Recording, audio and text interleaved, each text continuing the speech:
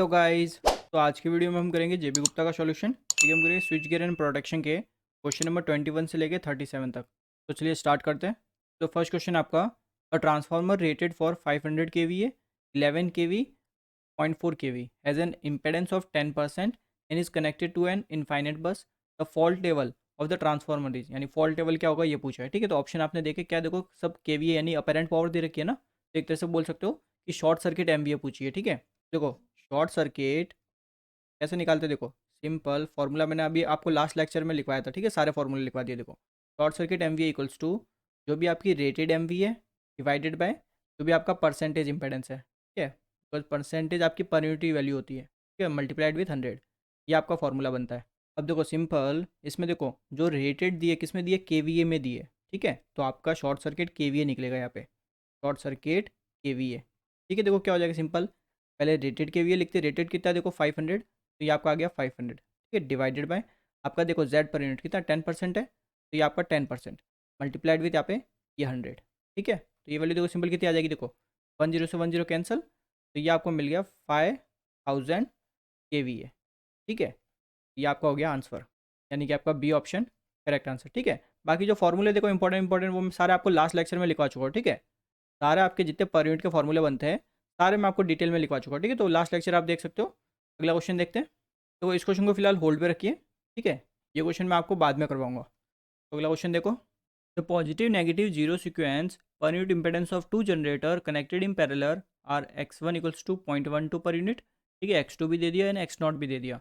तो बोला for a line to ground fault at generator terminal with 1 per unit voltage the positive sequence current will be, यानी positive sequence current क्या होगा।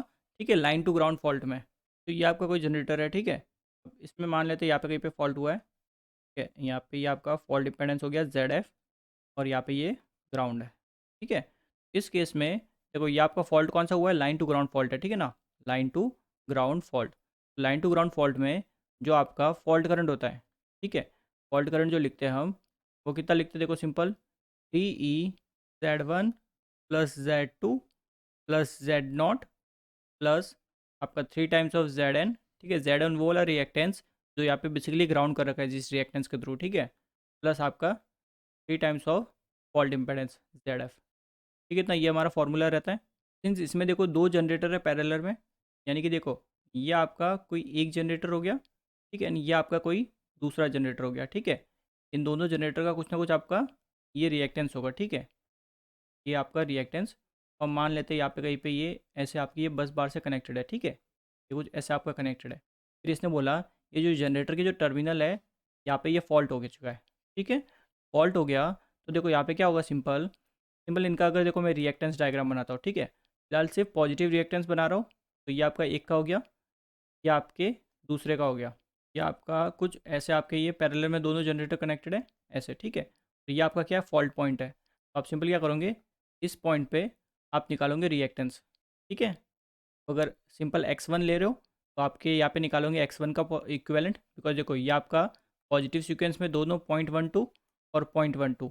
ठीक है, तो इक्विवेलेंट कितना निकल जाएगा, 0.12 डिवाइडेड बाई 2। ठीक है, पैरेलल में ऐसे सॉल्व करते हैं, वैसे आप x2 के लिए सॉल्व करोगे, वैसे आपकी x0 के लिए सॉल्व करोगे। ठीक है, तो क्वेश्चन में तो पूछिए देखो पॉजिटिव सीक्वेंस करंट, बट मैंने ये फॉर्मूला लिखा फॉल्ट करंट का। ठीक है, बिकॉज आपका देखो लाइन टू ग्राउंड फॉल्ट में आपका जो फॉल्ट करंट रहता है, ठीक है, फॉल्ट करंट ये आपका होता है 3 टाइम्स आपके पॉजिटिव सीक्वेंस। ठीक है, यहाँ पे नेगेटिव सीक्वेंस और जीरो सीक्वेंस सब सेम ही है। ठीक है, तो ये आपका फॉर्मूला बनता है। तो यहाँ पे मेरे को तो क्या चाहिए, पॉजिटिव सीक्वेंस करंट चाहिए IR1, तो सिंपल फार्मूले में से आपका 3 हट जाएगा। ठीक है, जो वोल्टेज है देखो वोल्टेज आपका पर यूनिट वोल्टेज 1 है, इसने बोला है 1 पर यूनिट वोल्टेज।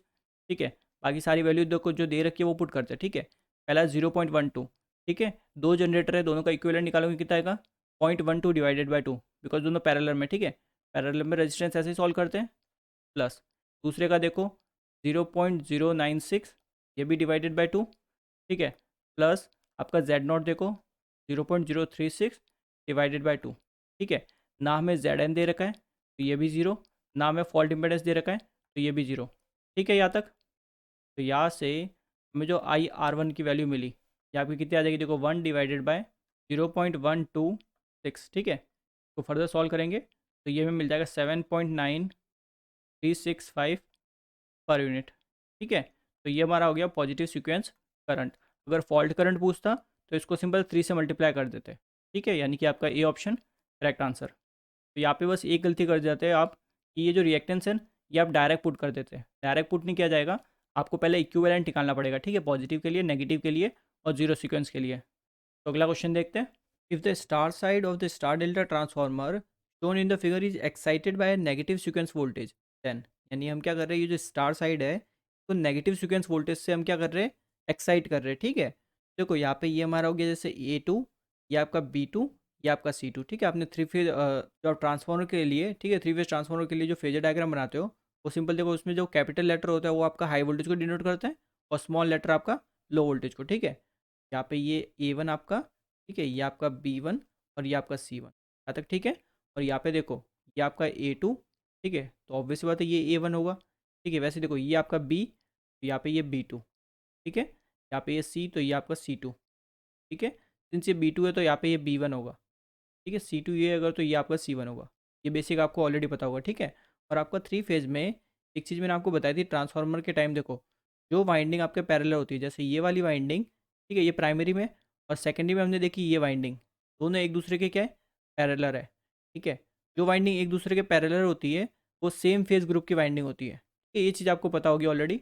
अब देखो इसने बोला कि नेगेटिव सीक्वेंस वोल्टेज से इसको एक्साइट कर रहे हैं, तो इसका मतलब समझो, देखो नेगेटिव सीक्वेंस वोल्टेज बोलने का मतलब क्या होता है, देखो जैसे ये आपका कोई मैं फेजर बना रहा हूँ, ठीक है, सिंपल, ये ए हो गया मेरा, ठीक है, ये मेरा एक बी फेजर हो गया, ये मेरा सी हो गया, ठीक है। अब देखो ए बी और सी, ठीक है। अब मैं क्या कर रहा हूँ, इस फेजर को एंटी क्लॉकवाइज डायरेक्शन में रोटेट कर रहा हूँ, ठीक है। अब देखो सपोज करो मैं यहाँ पे बैठा हूँ, ठीक है, मैं यहाँ पे बैठा हूँ और इस फेजर को मैं एंटी क्लॉकवाइज डायरेक्शन में घुमा रहा हूँ। तो सबसे पहले मेरे पास आएगा ए फेज, ठीक है, फिर आएगा बी फेज, फिर आएगा सी फेज।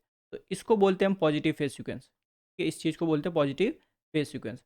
अब सेम चीज़ अगर मैं ऐसे करता हूँ, देखो ये आपका डायग्राम बनाता हूँ कुछ ऐसा, देखो ये आपका ए फेज, ठीक है।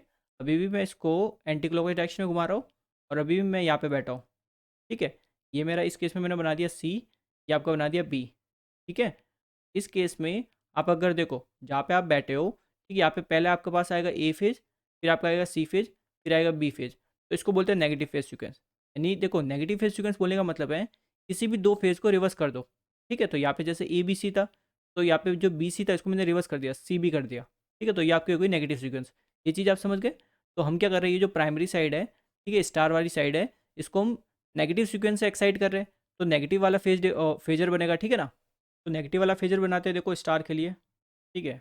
आपने पढ़ा होगा कि जब फेजर बनाते हैं, ठीक है, थ्री फेज ट्रांसफार्मर के लिए, तो वो दिखना चाहिए, ठीक है। स्टार के लिए बना रहे हो तो स्टार जैसा दिखना चाहिए।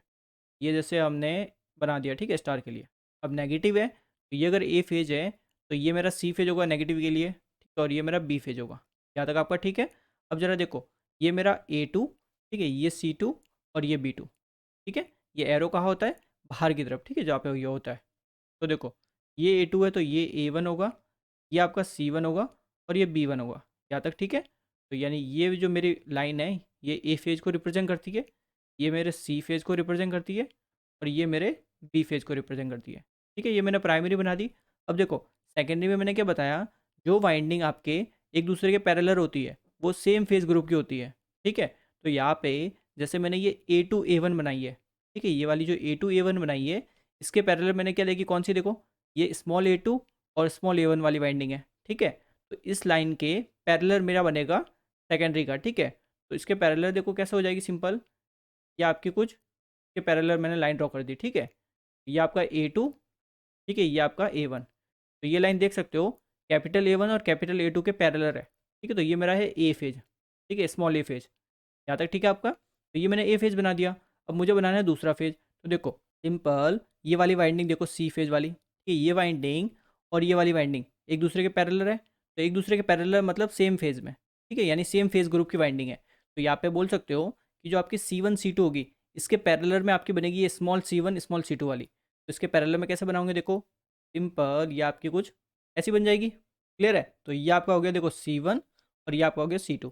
तो देख सकते हो ये कैपिटल C1 कैपिटल C2 को ये लाइन पैरेलल है, ठीक है। अब ऐसे ही देखो ये B1 B2 जो कैपिटल वाली है इसके पैरेलल में लाइन ड्रॉ करो।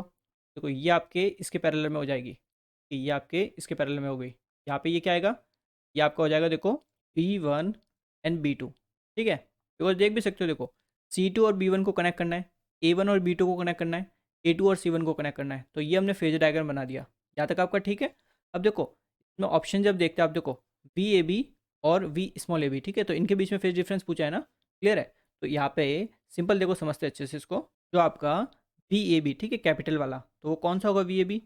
ऑब्वियस सी बात है ये वाला, ठीक है, VAB यही तो है VAB, देख सकते हो ना।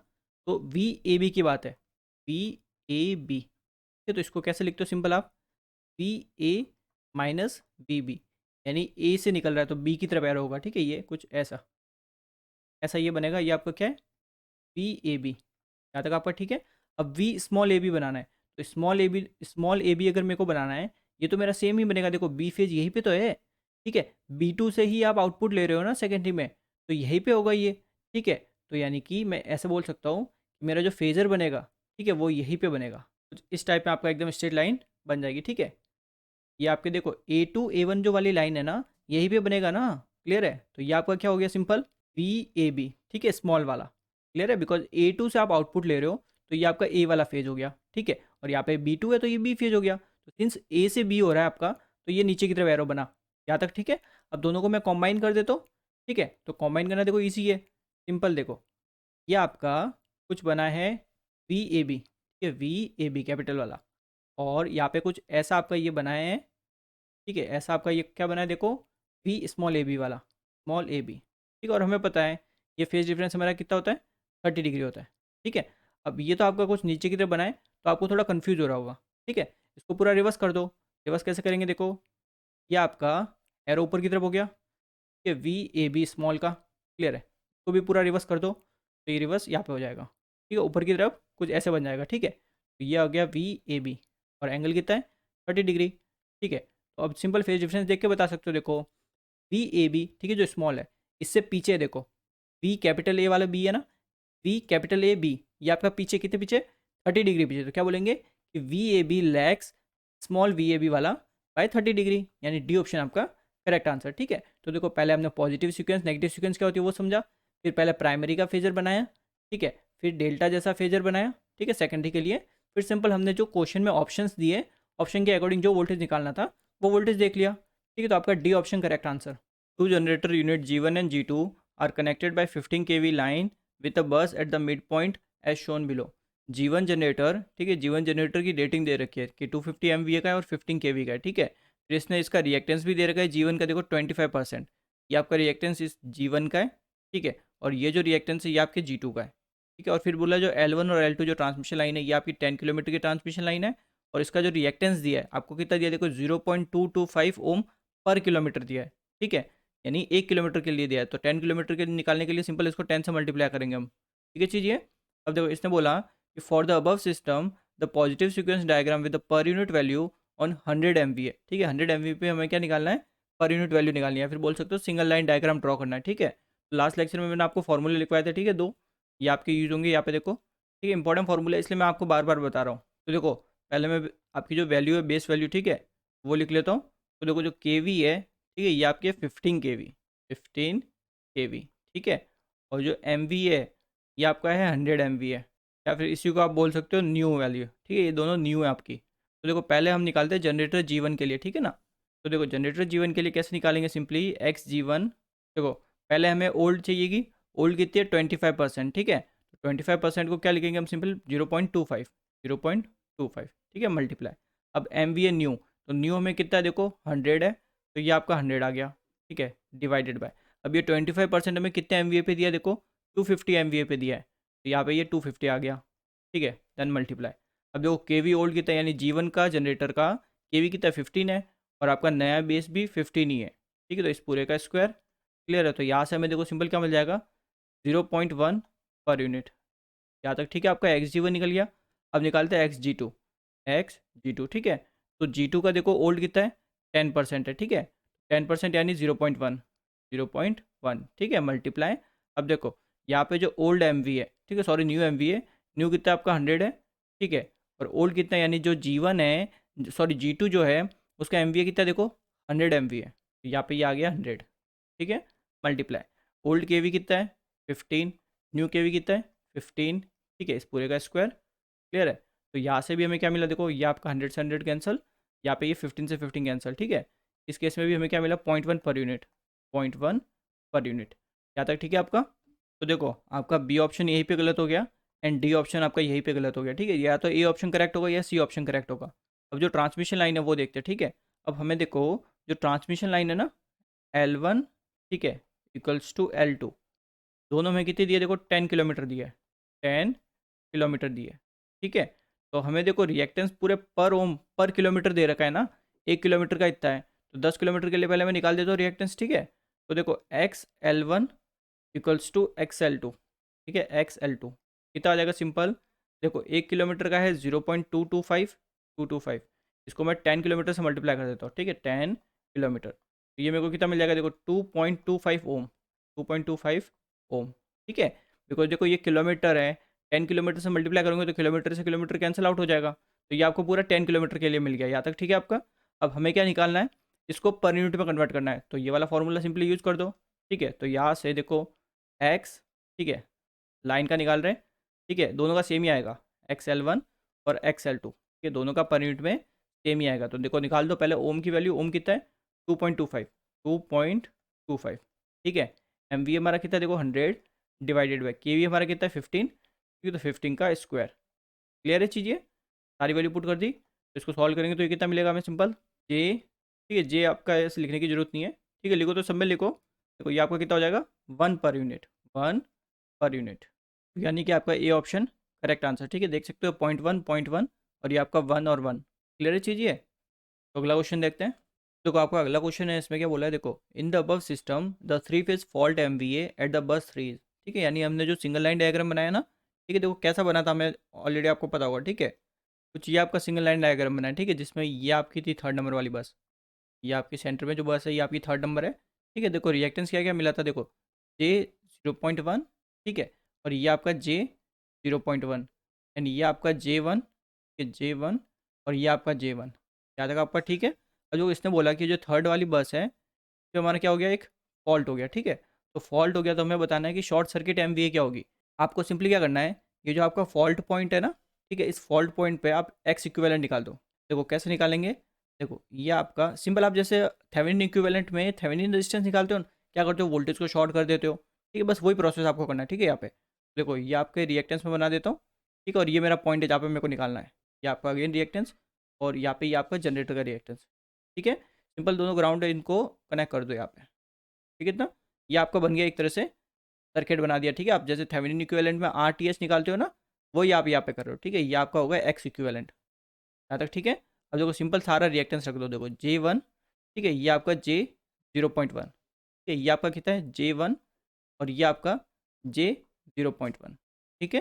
अब इसको सिंपली सॉल्व कर दो, ठीक है। कैसे करोगे, देखो ये आपके जो है दोनों, ये दोनों सीरीज़ में, क्लियर। तो ये आपका हो जाएगा 1.1, ये भी आपका सीरीज़ में, तो ये आपका हो जाएगा 1.1, ठीक है। यानी कि यहाँ पे ये इसका इक्विवेलेंट मिल गया 1.1, ठीक है, यहाँ पे ये इक्विवेलेंट मिल गया 1.1, यहाँ तक ठीक है।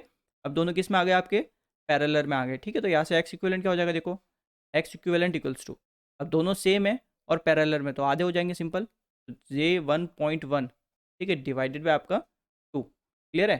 तो यहाँ से आपको एक्स इक्विवेलेंट मिल जाएगा, ये आपका आ जाएगा J 0.5 पर यूनिट, यहाँ तक ठीक है। ये आपका इस पूरे सिस्टम का एक्स इक्विवेलेंट निकल गया। अब देखो आपका जो फॉल्ट करंट होता है, ठीक है, fault current in per unit, ठीक है, इन पर यूनिट, ये आपका सिंपल होता है, देखो 1/x पर यूनिट, ठीक है। और ये x पर यूनिट आपके इक्विवेलेंट है, ठीक है, इस पूरे का इक्विवेलेंट। अब इसमें पर यूनिट में बोल रहे, इससे हमें पता है, देखो नॉर्मल करंट का फॉर्मूला होता है वोल्टेज अपॉन इम्पेडेंस, तो पर यूनिट में वोल्टेज को हम क्या लेके चलते हैं, 1 लेके चलते हैं, ठीक है, इसलिए ये 1 है यहाँ पे। तो यहाँ पे देखो जो फॉल्ट करंट आएगा, ठीक है, इन per unit, fault current in per unit की क्या हो जाएगा, देखो 1 सिंपल जे, ठीक है, जे रखने की जरूरत है नहीं, बिकॉज देखो एट द एंड आपको लास्ट में, ठीक है, पॉजिटिव वैल्यू ही ऑप्शन में है, क्लियर है। तो यहाँ से हमारा फॉल्ट करंट हमें मिल जाएगा, ठीक है, fault current in per unit. तो ये आपको देखो कितना आ जाएगा, सिंपल 20/11 पर यूनिट, ठीक है। माइनस का लिखना चाहिए तो माइनस का लिख सकते हो, जे ऊपर जाएगा तो माइनस का हो जाएगा, ठीक है, बट ऐसी कोई ज़रूरत नहीं है आपको। तो ये हमें मिल जाएगा, देखो IF पर यूनिट, ये आपका आ जाएगा, देखो 1.8181 पर यूनिट, यहाँ तक आपका ठीक है। ये तो हमें क्या मिला, फॉल्ट करंट मिला इन पर यूनिट, ठीक है। बट हमें तो शॉर्ट सर्किट MVA निकालनी है, तो देखो कैसे निकाल सकते हो, देखो therefore short circuit MVA simple क्या हो जाएगा, देखो जो भी आपका वोल्टेज है इन पर यूनिट, ठीक है, मल्टीप्लाइड विथ आपका फॉल्ट करंट, ठीक है, इन पर यूनिट। क्लियर है? फॉल्ट करंट को अगर वोल्टेज से मल्टीप्लाई कर दे तो वो शॉर्ट सर्किट MVA ही तो देता है। तो यहाँ से ये कितना मिल जाएगा, देखो ये तो आपका 1, ठीक है, मल्टीप्लाई ये आपका कितना मिला 1.8181, ठीक है। तो मैं शॉर्ट सर्किट MVA तो यहाँ से मिल गया। बट ऑप्शन में देखो आपको क्या दिया है, MVA दिया है, यानी पर यूनिट में नहीं दिया, बिकॉज ये तो हमें पर यूनिट में मिला है। ठीक है, हमें क्या चाहिए, एक्चुअल वैल्यू चाहिए। ठीक है, तो एक्चुअल वैल्यू सिंपल कैसे निकाल सकते हो, देखो देयरफॉर शॉर्ट सर्किट MVA, ठीक है, ये एक्चुअल में निकाला है, ठीक है, पर यूनिट वैल्यू नहीं है, तो एक्चुअल में कैसे निकालते, सिंपली देखो 1.81, ठीक है, 81 मल्टीप्लाइड विथ आपका जो भी MVA दे रखा है। ठीक है, तो सिंपल आपके सिस्टम का जो भी MVA उससे मल्टीप्लाई कर दो। तो अभी लास्ट क्वेश्चन में हमने देखा था, ठीक है, लास्ट क्वेश्चन में देखो, तो देखो क्या दिया, बेस MVA 100 MVA दिया इस सिस्टम के लिए, तो इसको सिंपल आप 100 से मल्टीप्लाई कर दो। ठीक है, बिकॉज देखो आपको पता तो है, देखो पर यूनिट क्या होता है, एक्चुअल अपॉन आपका बेस। ठीक है, तो यहाँ पे आपको चाहिए क्या चाहिए, एक्चुअल वैल्यू चाहिए, तो कैसे निकालूंगे actual value, per unit value का आप बेस वैल्यू से मल्टीप्लाई कर दो। तो पर यूनिट वैल्यू हमने निकाली 1.8181 और बेस वैल्यू हमें दे रखी है 100 MVA, तो सिंपल इसको 100 से मल्टीप्लाई कर दिया। ठीक है, तो यहाँ से हमें शॉर्ट सर्किट MVA देखो कितना मिलेगा, शॉर्ट सर्किट MVA ये कितना है, देखो ये सिंपल इसको 100 से मल्टीप्लाई कर देंगे तो ये आपका आ जाएगा 181.81 MVA। ठीक है, सो आपको पता होना चाहिए कि अगर एक्चुअल में पूछे तो कैसे निकालेंगे, बस यही फॉर्मूला है। ठीक है, ज़्यादा कुछ कॉम्प्लिकेट करना है नहीं, चीज़ें क्लियर चीज़ें। तो आपका डी ऑप्शन करेक्ट आंसर है। ठीक है, अगला क्वेश्चन देखते हैं। तो देखो आपका अगला क्वेश्चन है, the per unit impedance of an alternator corresponding to base value 13.2 kV and 30 MVA is 0.2 per unit. The per unit value of impedance for base value 13.8 kV and 50 MVA in per unit will be। तो देखो आपका कोई है, ठीक है, क्या है, transform alternator sorry, जिसमें आपको दिया है कि 13.2 kV और 30 MVA पर आपका जो रिएक्टेंस है, ठीक है, वो कितना है 0.2 पर यूनिट। ठीक है, या फिर रिएक्टेंस बोल सकते हो या इम्पेडेंस बोल सकते हो। फिर इसने बोला कि अगर अब यहाँ पे इस वोल्टेज को आप कर दो 13.8 kV, ठीक है, एंड MVA कर दो 50 MVA, तो ज़रा बताइए कि आपको जो पर यूनिट इम्पेडेंस है वो कितना होगा। ठीक है, यही पूछा क्वेश्चन में। देखो सिंपल फार्मूला अभी तक यूज़ करते हुए आ रहे हैं, ठीक है, यही यूज़ करेंगे। अब इसमें ये जो ऊपर वाली वैल्यू है ये आपकी है ओल्ड, ठीक है, और ये जो वैल्यू है ये आपकी सारी न्यू है। तो देखो Z per unit new simple क्या हो जाएगा, देखो ओल्ड कितना है आपका 0.2, ठीक है, मल्टीप्लाई MVA न्यू कितना है 50 MVA divided by MVA old कितना है 30, ठीक है, मल्टीप्लाई KV ओल्ड कितना है 13.2 डिवाइडेड बाय न्यू कितना है 13.8, इस पूरे का क्या आ जाएगा स्क्वायर। ठीक है, आप इसको सिंपल कैलकुलेटर से सॉल्व कर सकते हैं। ठीक है, आपका आंसर आ जाएगा 0.305 पर यूनिट, यानी कि आपका C option correct answer. An unloaded generator with pre fault voltage 1 per unit has the following sequence impedance, यानी Z0 दे दिया, Z1 दे दिया और Z2 दे दिया। The neutral is grounded with a reactance of 0.05 per unit. The fault current in per unit for a single line to ground fault is. ठीक है, तो देखो आपका कोई क्या अनलोडेड जनरेटर है, तो ये आपका कोई अनलोडेड जनरेटर है। ठीक है, का ये जो न्यूट्रल पॉइंट है, ये जो न्यूट्रल पॉइंट है ये आपका ग्राउंडेड है, इसने बोला ग्राउंडेड है, देखो एक रिएक्टेंस के थ्रू। ठीक है, ये आपका रिएक्टेंस और ये आपका ग्राउंड। रिएक्टेंस की वैल्यू में कितनी दी है 0.05, क्लियर है इतना, और ये आपके पर यूनिट में। अब देखो जो आपका फॉल्ट है, फॉल्ट कौन सा हुआ है, सिंगल लाइन टू ग्राउंड, यानी एक कोई भी लाइन है वो आपकी ग्राउंड से कनेक्ट हो गई। ठीक है, तो मान लेते ये कोई लाइन है, ये आपकी ग्राउंड से कनेक्ट हो गई। ठीक है, ये आपका ग्राउंड हो गया और ये आपका हो गया फॉल्ट इंपेडेंस। यहाँ तक आपका ठीक है। तो देखो लाइन टू ग्राउंड में जो आपका फॉल्ट करंट होता है, ठीक है, फॉल्ट करंट ये आपका देखो क्या होता है, सिंपल टी ई, ठीक है, ये आपका ई आपका वोल्टेज है, ये Z1 प्लस आपका Z2, ठीक है, प्लस आपका Z0 प्लस आपका TZN प्लस आपका TZF। ठीक है, ये पूरा आपका फॉर्मूला बनता है लाइन टू ग्राउंड में फॉल्ट करंट का। बट सिंस क्वेश्चन में आपको फॉल्ट इंपेडेंस नहीं दिया तो इसको इस फॉर्मूले में आप जीरो रखोगे। ठीक है, इसको आप जीरो रखोगे, तो बाकी सारी वैल्यू पुट कर दो।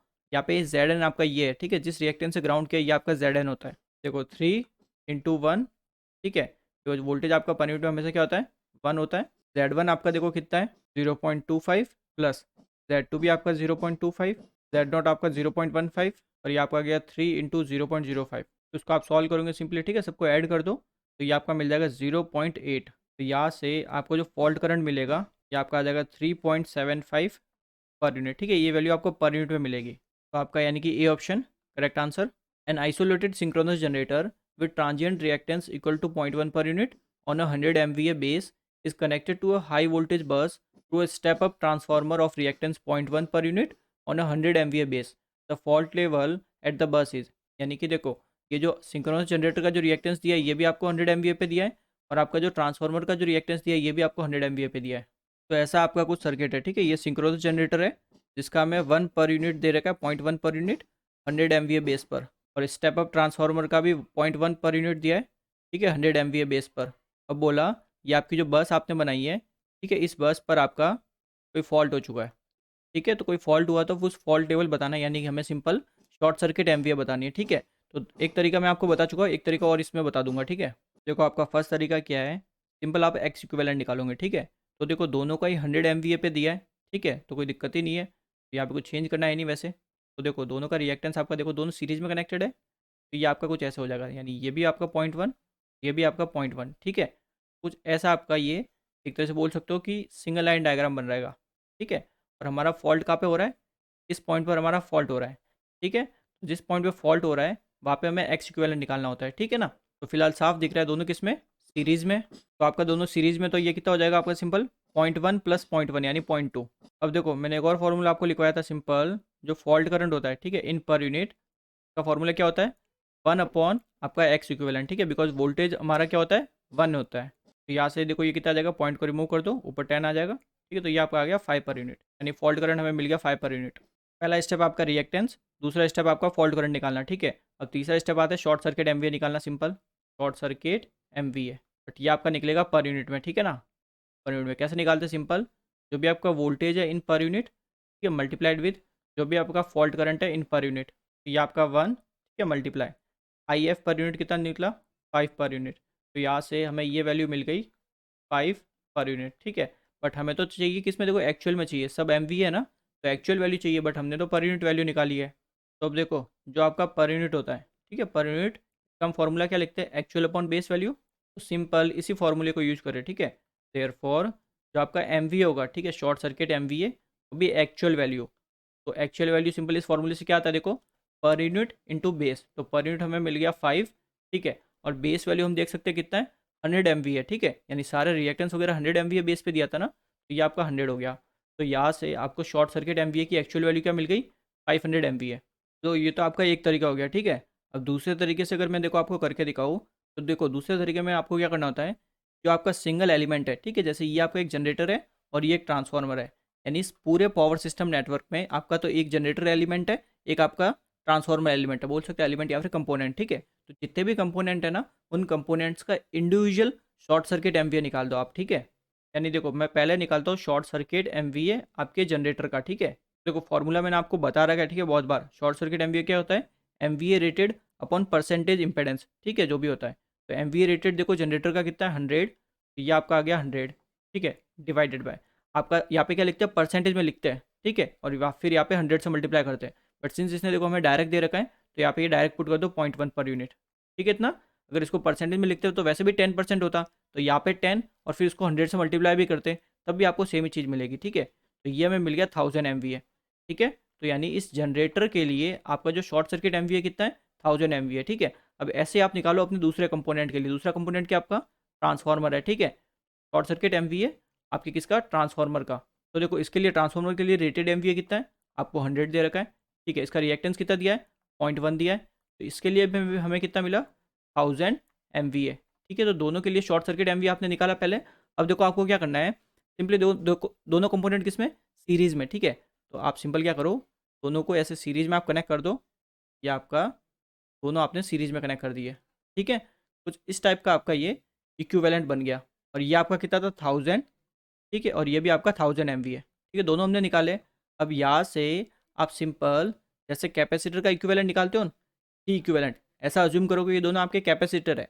तो कैपेसिटर सीरीज में होते हो तो कैसे निकालते हो, टी इक्विवेलेंट आप कैसे निकालते हो, सीरीज में होंगे तो क्या हो जाते हैं, सिंपल पैरेलल की तरह ऑपरेट करते हैं। जैसे रेजिस्टेंस को आप पैरेलल में सॉल्व करते हो ना, वैसे आप कैपेसिटर को सीरीज में सॉल्व करते हो। तो इसको सॉल्व करेंगे कितना आ जाएगा, देखो 1000 डिवाइडेड बाई 2, ठीक है। तो यहाँ से आपको क्या मिल गया 500। तो आपका ये जो सी इक्विवेलेंट है ना, यही आपका शॉर्ट सर्किट MVA होता है, ठीक है, actual value short circuit MVA। तो ये कितना आ गया आपका सिंपल यहाँ से 500 MVA। ठीक है, ये आपका एक शॉर्टकट तरीका है जो आप याद रख सकते हो। ठीक है, ये ज़्यादा ईजी है बिकॉज इसमें आपको रिएक्टेंस वगैरह कुछ निकालना नहीं है, बस सिंपल एक इंडिविजुअल जो फॉर्मूला मैंने बता रखा है, short circuit MVA equals to MVA rated upon percentage Z। ठीक है, परसेंटेज में नहीं दे रखा तो आपको उस वहाँ पे ये 100 वहाँ पे मल्टीप्लाई नहीं करना। ठीक है, तो ये भी एक तरीका है और ये भी एक तरीका है। ठीक है, MVA निकालने के बहुत तरीके होते हैं, क्लियर है, बट ये दो तरीके हैं जो बहुत ईजिली समझ में आ जाएंगे किसी को भी। क्लियर है, तो आपके B option correct answer 500 MVA। 4 alternator each rated at 5 MVA 100 kV with 20% reactance are working in parallel।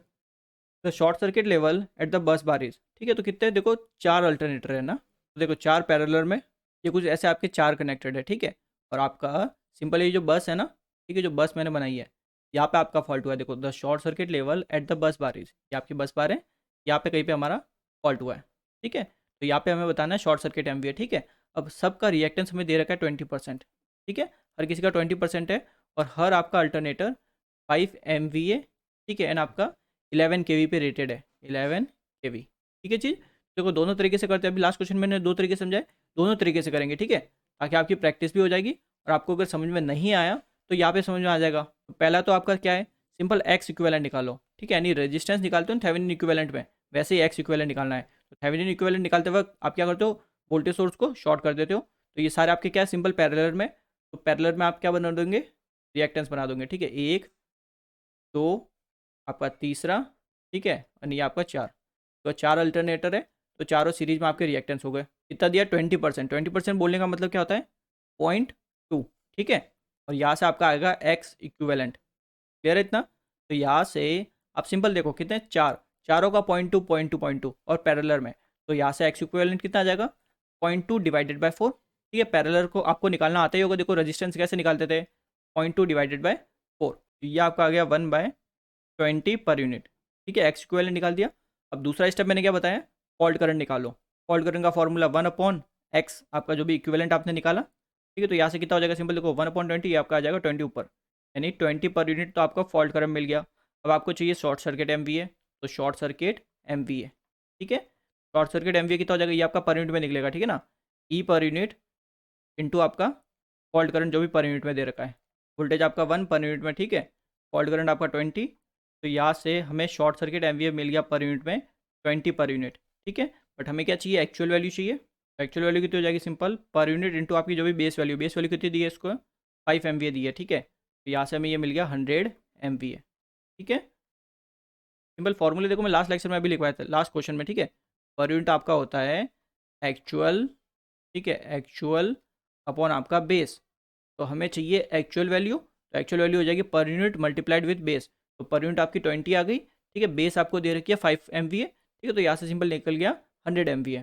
तो दूसरा तरीका आपका क्या है, सिंपल आपको क्या करना है, इंडिविजुअल कंपोनेंट का आपको क्या निकालना होता है, शॉर्ट सर्किट MVA। ठीक है, देखो किसी भी एक अल्टरनेटर का निकाल दो, बिकॉज सारे अल्टरनेटर सेम है तो सबका सेम ही आएगा। ठीक है, तो एक का निकाल देते हो, देखो MVA रेटेड कितना है आपका 5। ठीक है, और देखो परसेंटेज रिएक्टेंस कितना दिया, देखो 20%। ठीक है, 20% यहाँ पे लिख लेते हैं परसेंटेज में, तो यहाँ पे ये 100 से मेरे को मल्टीप्लाई करना पड़ेगा। ठीक है, तो यहाँ से ये मेरे को कितना मिल जाएगा, तो ये आपका कितना आ जाएगा, देखो 0 से 0 कैंसल। ठीक है, 2 से ये चला जाएगा 5 टाइम्स, तो ये आपको मिल गया 25। ठीक है, 25 MVA, यानी आपके एक अल्टरनेटर का शॉर्ट सर्किट MVA कितना है 25 MVA। ठीक है, यही बोला था मैंने, इंडिविजुअल एक कंपोनेंट का आप निकाल दो, तो एक कंपोनेंट का फिलहाल निकाल दिया, फिर ऐसे दूसरे कंपोनेंट का निकालो, फिर तीसरे का निकालो। बट यहाँ पे हम क्यों नहीं निकाल रहे, बिकॉज देखो सारे आपके 5 MVA के, ठीक है, और सबका ही 20% है, तो सबका सेम ही आएगा, तो निकालने की जरूरत नहीं। अब सिंपल इनको क्या करो, पैरेलली कनेक्ट कर दो। ठीक है, ये जैसे आपका एक का हो गया, ये आपका दूसरे का हो जाएगा। ठीक है, ऐसे आपके बाकी के भी हो जाएंगे, तो हम सिंपल पैरेलल में कनेक्ट कर देते हैं। कि ये आपके कुछ चारों के चारों आपके पैरेलल में ऐसे कनेक्ट हो जाएंगे। ठीक है, तो ये आपके पैरेलल में हो गए। ठीक है, अब एक का शॉर्ट सर्किट MVA कितना है 25, का भी कितना है 25, यानी ईच अल्टरनेटर का 25 है शॉर्ट सर्किट MVA।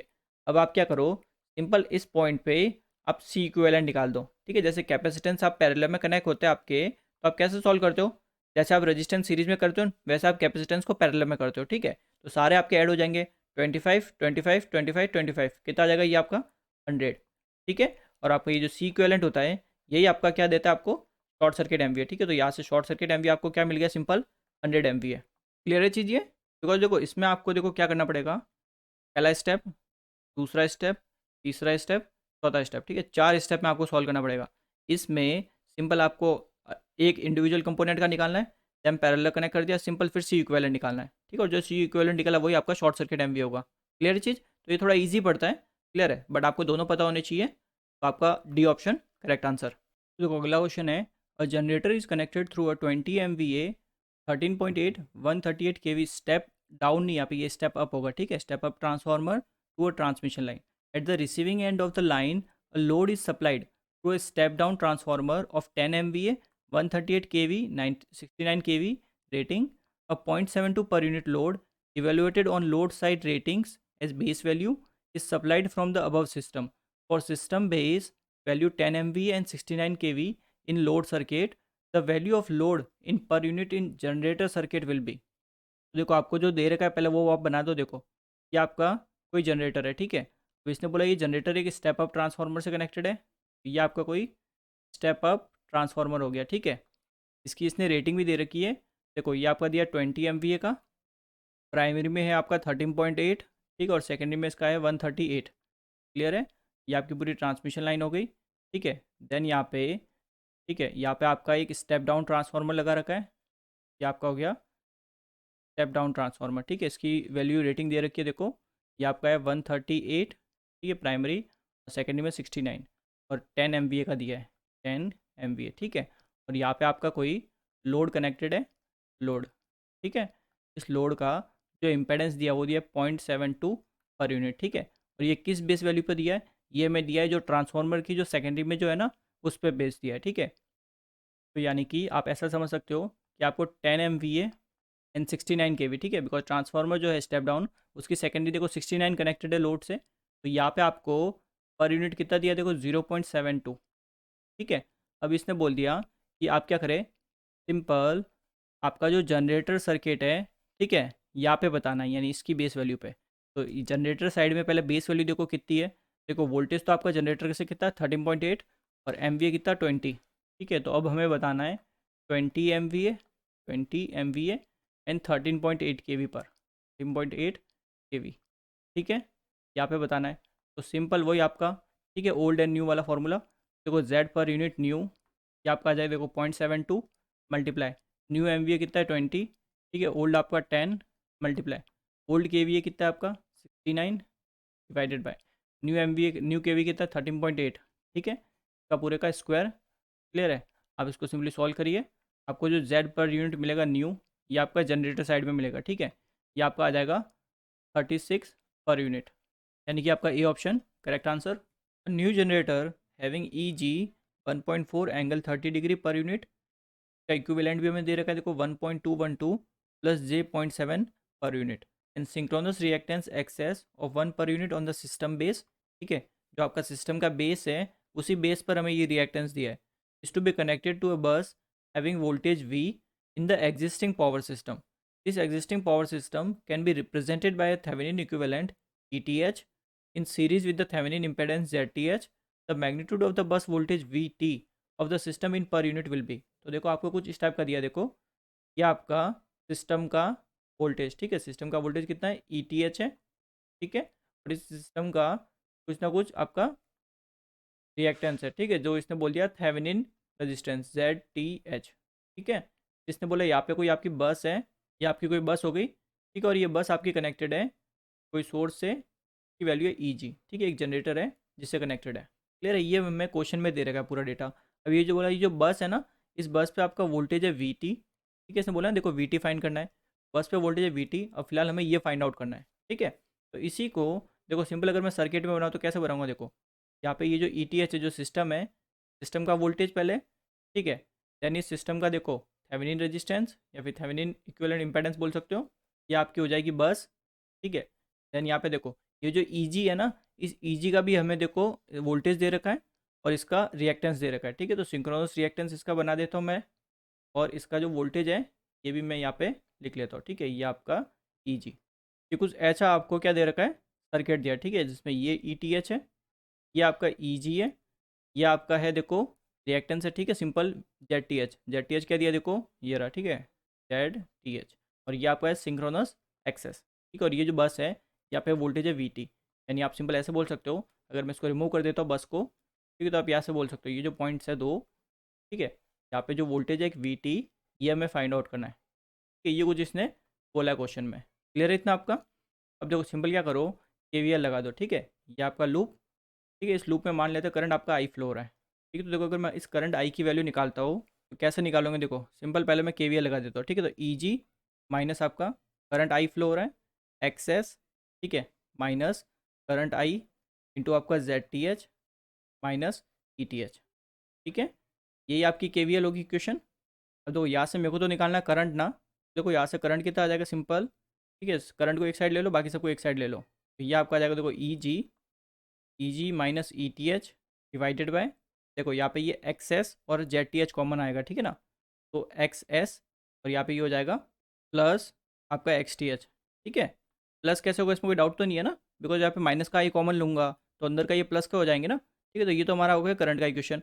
अब देखो सारी वैल्यू आपको दे रखी है क्वेश्चन में, ठीक है, सिंपल पुट करता हूँ, देखो मैं ई जी मेरे को कितना दिया, देखो ये रहा 1.4 एंगल 30 डिग्री, ठीक है, ये आपका देखो 1.4, ठीक है, एंगल मेरा है 30 डिग्री, क्लियर है, माइनस ई टी एच मेरे को देखो कितना दिया, ये रहा, ठीक है, 0.90 डिग्री, तो 0.9, देखो मैं अगर सारी वैल्यू रखता हूँ, ठीक है, एक्सेस मेरा कितना देखो 1 पर यूनिट है, ठीक है, यानी इसको मैं क्या लिखूँगा, J1 लिखूँगा, ठीक है, और जेड टी एच मेरा है देखो क्या है 0.25 एंगल 90, तो ये मैंने आपको बताया था कि जब भी आपका प्लस जे लिखा हो, ठीक है, प्लस जे का मतलब होता है कि एंगल आपका 90 डिग्री, ठीक है, और अगर माइनस जे है हो तो वो आपका उसका मतलब होता है माइनस के 90 डिग्री, माइनस के 90 डिग्री, तो यहाँ पे जेड टी एच में देखो प्लस का 90 डिग्री है, तो इसको मैं लिख सकता हूँ J.25, तो देखो एक्स एस लिखता हूँ पहले, तो एक्स एस मेरा है J1, ठीक है, प्लस ये आपका एक्स टी एच मैंने देखा 0.25, ठीक है, और ये आपका जे 90 को मैंने हटा दिया, ठीक है, तो ये आपका कुछ ऐसा दे रखा है, तो इसको फर्दर मैं और सॉल्व करता हूँ, तो देखो ऊपर तो ये आपका आ गया 1.4, ठीक है, इसको मैं सॉल्व कर देता हूँ पूरा, देखो इसने दे भी रखा है 1.4, क्या दिया इसने 1.212 प्लस J.7, तो इसको मैं लिख लेता हूँ यहाँ पे देखो 1.212, ठीक है, प्लस आपका J 0.7, देन ये माइनस आपका 0.9, ठीक है, डिवाइडेड बाय इन दोनों को देखो सिंपल नीचे ऐड कर देंगे, तो दोनों जे है तो ऐड हो जाएंगे डायरेक्ट, ठीक है, J 1.25, तो यहाँ से देखो हमारा करंट हमें कितना मिल जाएगा, करंट इक्वल्स टू देखो 1.212 माइनस 0.9, ठीक है, तो ये आपको कितना मिल जाएगा सिंपल 0.312, ठीक है, देन आपका प्लस J 0.7, ठीक है, डिवाइडेड बाय J 1.25, ठीक है, अब सिंपल क्या कर दो, इसको सेपरेट कर दो, ठीक है, तो सेपरेट करके इसको सॉल्व करोगे तो देखो कितना आएगा, ये आपका आ जाएगा देखो 0.312 डिवाइडेड बाय आपका J 1.25, ठीक है, J 1.25, और यहाँ पे हो जाएगा plus J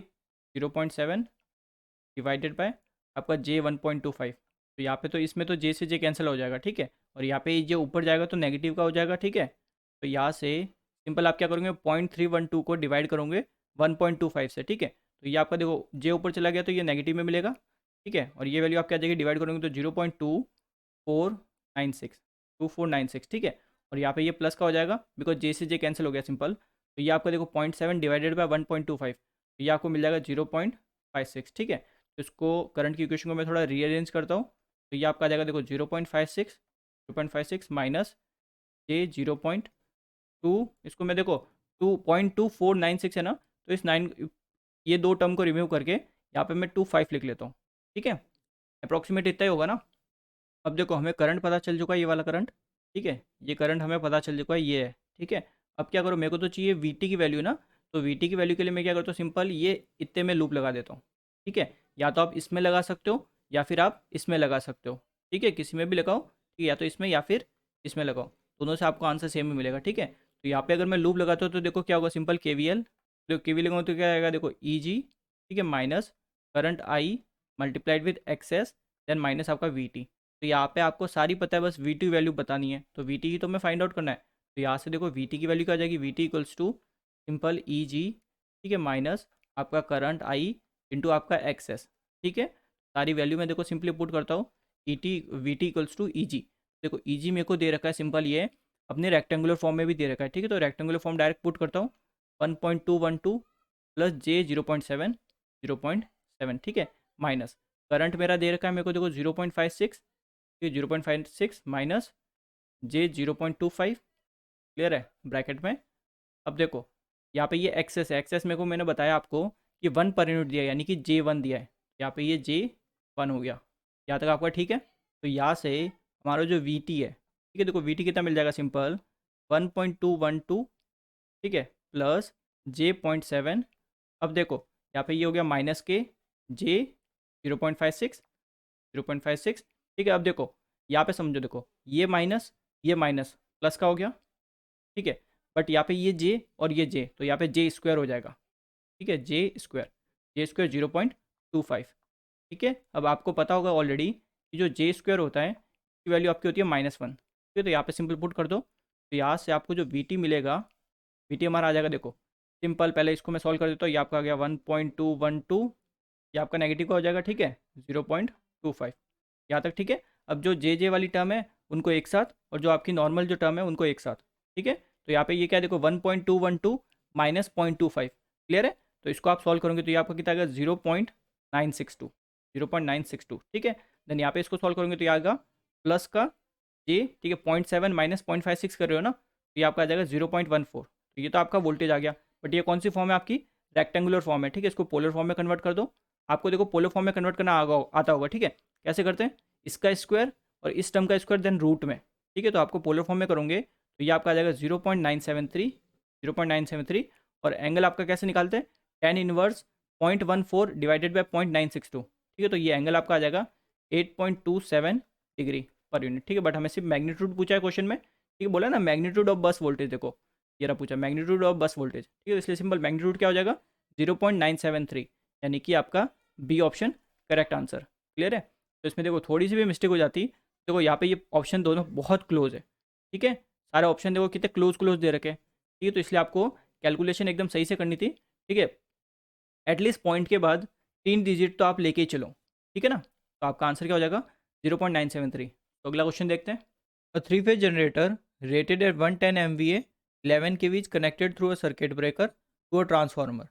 The generator is having direct axis sub-transient reactance XT dash 19%, transient reactance 26%, synchronous reactance 130%. The generator is operating at no load and rated voltage when a three-phase short circuit fault occur between circuit breaker and the transformer. The magnitude of initial symmetrical RMS current in the breaker will, ठीक है, हमें कौन सा current बताना है, symmetrical RMS current बताना है। देखो जो सिमेट्रिकल करंट होता है इसी को हम क्या बोलते हैं, सब ट्रांजिएंट करंट। अब देखो इसने हमें ऑलरेडी है ना सब ट्रांजिएंट रिएक्टेंस दे रखा है, ठीक है, यानी कि इसने एक्स डी डैश डैश, ठीक है, इसको बोलते हैं सब ट्रांजिएंट रिएक्टेंस। ये हमें दिया 19%, ठीक है। बट हमें क्या निकालना है, सिमेट्रिकल करंट, यानी कि सब ट्रांजिएंट करंट। तो देयरफॉर सब ट्रांजिएंट करंट कितना हो जाएगा, देखो आई एफ आपका डैश डैश, ठीक है, आई एफ डैश डैश, ये आपका निकलेगा पर यूनिट में, ठीक है, पर यूनिट में। फॉर्मूला मैंने बता रखा है सिंपल, 1 अपॉन आपका जो भी रिएक्टेंस होता है वही होता है। अब सिंस हम क्या निकाल रहे हैं, सब ट्रांजिएंट करंट निकाल रहे हैं, तो हमें सब ट्रांजिएंट रिएक्टेंस लेना पड़ेगा। तो कितना ये 19%, तो परसेंटेज को सिंपल चेंज कर दो, यहाँ पर आ जाएगा 0.19, ठीक है। तो यहाँ से हमें करंट मिल जाएगा सिंपल, सब ट्रांजिएंट करंट हमारा आ गया, देखो 1/0.19, ठीक है। उसको आप डिवाइड करोगे, ये आपका आ जाएगा 5.2631 पर यूनिट, ठीक है। ये हमें पर यूनिट में मिला है, बट आंसर किस में निकालना है, हमें एम्पियर में निकालना है, यानी एक्चुअल वैल्यू में निकालनी है।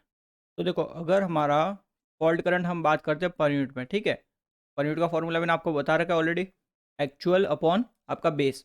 तो यानी फॉल्ट करंट आपका एक्चुअल मतलब एम्पियर में, ठीक है, डिवाइडेड बाय जो भी आपका फॉल्ट करंट है वो भी बेस, ठीक है, बेस फॉल्ट एम्पियर करंट है जो, क्लियर इतना चीज़, ये आपका फॉर्मूला बनता है, ठीक है।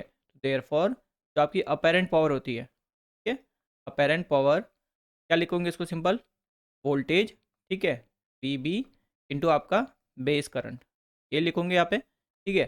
सिंस 3-phase सिस्टम के लिए बात कर रहे हैं तो यहाँ पे ये √3, क्लियर है। तो यहाँ से आप अगर करंट निकालते हो बेस करंट, ठीक है, बेस करंट कितना हो जाएगा, देखो ये आपका MVA, यहाँ से नीचे क्या आ जाएगा, देखो सिंपल √3, यहाँ पे ये कौन सा वोल्टेज होगा, आपका लाइन वोल्टेज, ठीक है, VL, यहाँ तक आपका ठीक है।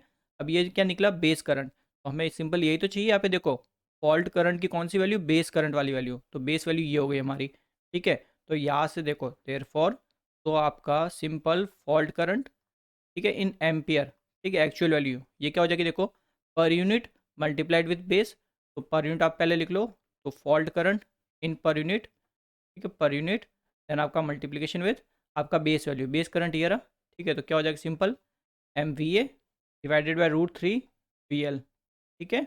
ये आपका फॉर्मूला बन गया, जो ठीक है मोस्टली स्टूडेंट्स ने याद कर रखा होता है डायरेक्टली, तो आपको भी ये फार्मूला डायरेक्ट याद रखना है, ठीक है। डायरेक्ट हमें अगर एम्पियर में पूछें तो ऐसे निकालते हैं। देखो कितना आ जाएगा सिंपल, फॉल्ट करंट इन एम्पियर, ठीक है, फॉल्ट करंट इन आपका एम्पियर, वो भी कौन सा, ये आपका सब ट्रांजिएंट करंट है, ठीक है। तो पहले पर यूनिट वैल्यू कितनी है देखो, ये आपकी रही 5.2631, ठीक है, multiply M V A simple देख लो कितना है, 110 एम वी ए का है, ठीक है। तो 110 M V A divided by √3, voltage कितना है देखो 11 के वी दिया है, तो ये आपका 11, ठीक है। ये वोल्टेज आपको के वी में लिखना है और एम वी आपको सिंपल अपरेंट पावर आपको एम वी ए में लिखना है, ठीक है, मेगा में। तो इसको सिंपल सॉल्व करते हैं, तो यहाँ से आपको जो सब ट्रांजिएंट करंट मिलेगा एम्पियर में, ठीक है, उसको आप सिंपल सॉल्व कर दो, ये आपका आ जाएगा 30.386 किलो एम्पियर, ठीक है, किलो में मिलेगा ये, किलो एम्पियर। ये आपका हो गया आंसर, यानी कि आपका सी ऑप्शन करेक्ट आंसर। तो देखो आपको ये डाउट हो सकता है इसमें, ठीक है, कि किलो एम्पियर कैसे हो रहा है। देखो आपका ऊपर एम वी है, तो यानी कि ऊपर देखो आपका है 110 इंटू आपका 10⁶, ठीक है, ऊपर एम वी है ना, मेगा है ना इसलिए, और नीचे क्या है सिंपल किलो है, तो 11 आपका के वी यानी 10⁻3, ठीक है। तो इससे आपका ये 3 जीरो तो कट जाएंगे, बट 3 जीरो तो बचेंगे ना, कि इसलिए यहाँ पे किलो एम्पियर आ रहा है। क्लियर है चीज़ ये। अगला क्वेश्चन देखते हैं। A three-phase balanced star-connected voltage source with frequency omega radian per second is connected to a star-connected balance load which is purely inductive, ठीक है, यानी कौन सा लोड है, एकदम प्योरली इंडक्टिव लोड है। The instantaneous line current and phase to neutral voltage are denoted by, ये आपका है इंस्टेंटेनियस लाइन करंट, ये आपका है phase to neutral voltage respectively, and their RMS value are denoted by V and I, ठीक है, ये आपकी है आरएमएस वैल्यू। फिर इसने बोला कि इफ आर इक्वल टू, यानी आर की ये वैल्यू है, तो बताइए इसका मैग्नीट्यूड कितना होगा, ठीक है, ये पूछा है। तो वो कैसे निकालेंगे, सिंपल आपको जो आर दिया है, ठीक है, मैट्रिक्स के फॉर्म में दिया है, ठीक है। तो यहाँ पे देखो ये आपका वी ए एन दिया है, ठीक है, ये आपका वी बी एन दिया है, और ये आपका वी सी एन दिया है, ये आपका है फेज टू न्यूट्रल वोल्टेज। अब देखो अगर मैं इन दोनों मैट्रिक्स को, ठीक है, इन दोनों मैट्रिक्स का मल्टीप्लिकेशन करता हूँ, देखो इसका साइज़ क्या है 3/3, ठीक है, और इसकी साइज़ क्या है आपकी 3/1, ठीक है।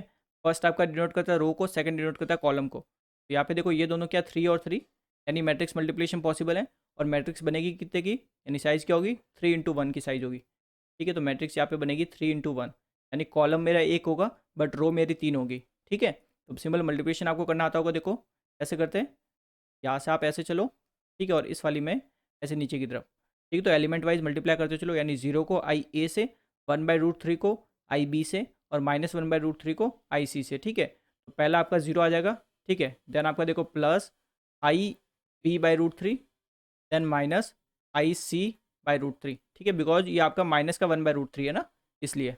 अब देखो सेकंड रो पे आओ, तो सेकंड रो आपकी आ जाएगी, देखो माइनस का आई ए डिवाइड बाई √3, ठीक है।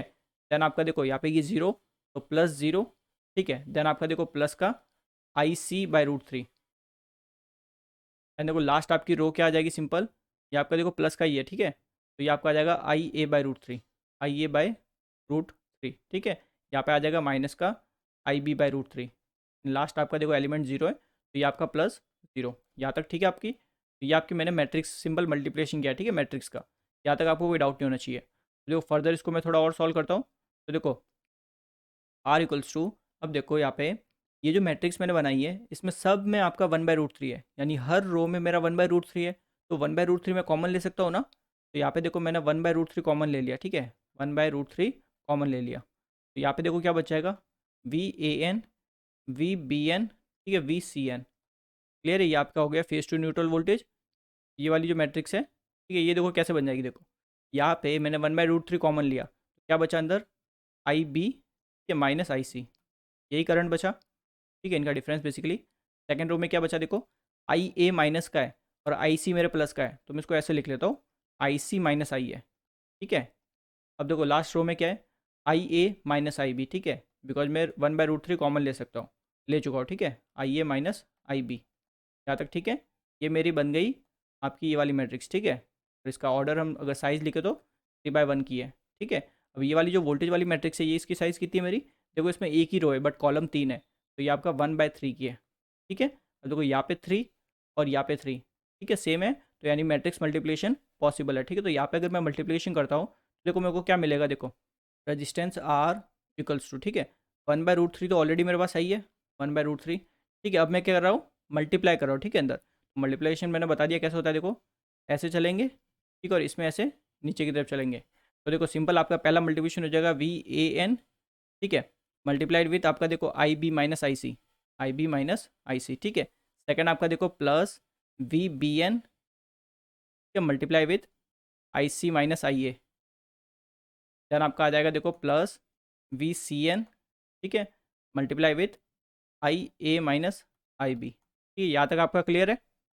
अब देखो मैं क्या करता हूँ, VAN या IB IA IC इन सब की वैल्यू निकालता हूँ, ठीक है। देखो आपका, ठीक है, सिंपल कोई वोल्टेज है, ठीक है, ये आपके सारे वोल्टेज है। तो देखो ये आपका है VA, ठीक है, यानी कि अगर ये मेरा न्यूट्रल पॉइंट है तो एक तरह से VAN हो गया, ठीक है। ये आपका हो जाएगा VC और ये आपका हो जाएगा VB, ठीक है। सिंपल पॉजिटिव सीक्वेंस के अकॉर्डिंग मैंने ये डायग्राम ड्रॉ किया, ठीक है। सबके बीच में एंगल कितना रहता है आपका, देखो 120 डिग्री रहता है, ठीक है। तो यानी कि ये आपका 120 डिग्री है, ठीक है, और ये वाला एंगल है ये भी आपका 120 डिग्री है, 120 डिग्री, यानी ये वाला जो एंगल है ये भी आपका 120 डिग्री है। यहाँ तक आपका ठीक है। अब देखो यहाँ पे अगर मैं सिंपल अगर इनकी इक्वेशन लिखता हूँ, ठीक है, तो आपको देखो ऑलरेडी लिखने आती होगी, ठीक है। जैसे VAN की अगर लिखता हूँ तो क्या लिखते हैं, VM sine omega T, VM sine omega T, because इसको हम रेफरेंस लेके चल रहे हैं ना, ठीक है, ये हमारा पॉइंट क्या है, रेफरेंस है। दूसरा जो वोल्टेज होगा, ठीक है, VBN, तो VBN देखो क्या है, 120 डिग्री पीछे है, यानी लैग कर रहा है, ठीक है। तो VM साइन 120 डिग्री लैग कैसे लिखते हैं, ओमेगा टी माइनस 120 डिग्री, ठीक है। अब अगर मैं VCN लिखता हूँ, VCN, तो ये आपका देख सकते हो, या तो आप इसको लिखोगे कि 240 डिग्री लैग कर रहा है, या फिर इसको लिखोगे 120 डिग्री लीड कर रहा है, ठीक है। मैं लीड के टर्म में लिख लेता हूँ, sine omega T plus 120 degree, ठीक है, लीड कर रहा है ना। तो ये मेरे हो गए वोल्टेज वाले फेजर, ठीक है। अब मेरे को करंट की वैल्यू भी चाहिए। अब देखो क्वेश्चन में इसने साफ मेंशन कर रखा है कि हमारा जो लोड है वो इंडक्टिव लोड है, ठीक है। यहाँ पे आप देख सकते हो, देखो लोड आपका जो है वो प्योरली इंडक्टिव है, ठीक है। तो लोड अगर प्योरली इंडक्टिव है तो जितना भी आपका करंट फ्लो हो रहा है, ठीक है, हर फेज में वो आपका 90 डिग्री लैग करेगा, यानी पीछे रहेगा ना। इंडक्टिव लोड में 90 डिग्री पीछे रहता है करंट, ठीक है। इसने प्योरली बोलिया इसलिए हम 90 डिग्री लेके चलेंगे। तो देखो जैसे ये हमारा वोल्टेज है VA, ठीक है, तो इससे हमारा IA करंट जो होगा वो 90 डिग्री पीछे होना चाहिए, ठीक है। तो ये हमने पीछे ड्रॉ कर दिया। ये आपका देखो एंगल 90 है ना, ठीक है, ये वाला एंगल आपका 90 है, ठीक है। तो ये आपका करंट हो गया IA, ठीक है, 90 डिग्री हमने पीछे बनाया।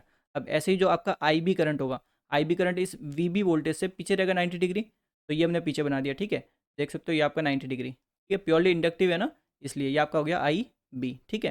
अब ऐसे ही VC वोल्टेज से पीछे रहेगा आपका IC करंट, ठीक है, 90 डिग्री, तो ये हमने पीछे बना दिया, ठीक है। ये एंगल है आपका 90 डिग्री, ये हमारा कौन सा करंट हो गया, IC, ठीक है। अब यहाँ पे देखो इन करंट के लिए अगर मैं इक्वेशन लिखता हूँ तो देखो कैसे लिखूंगा, सिंपल देखो IA करंट के लिए पहले मैं लिखता हूँ, ठीक है ना।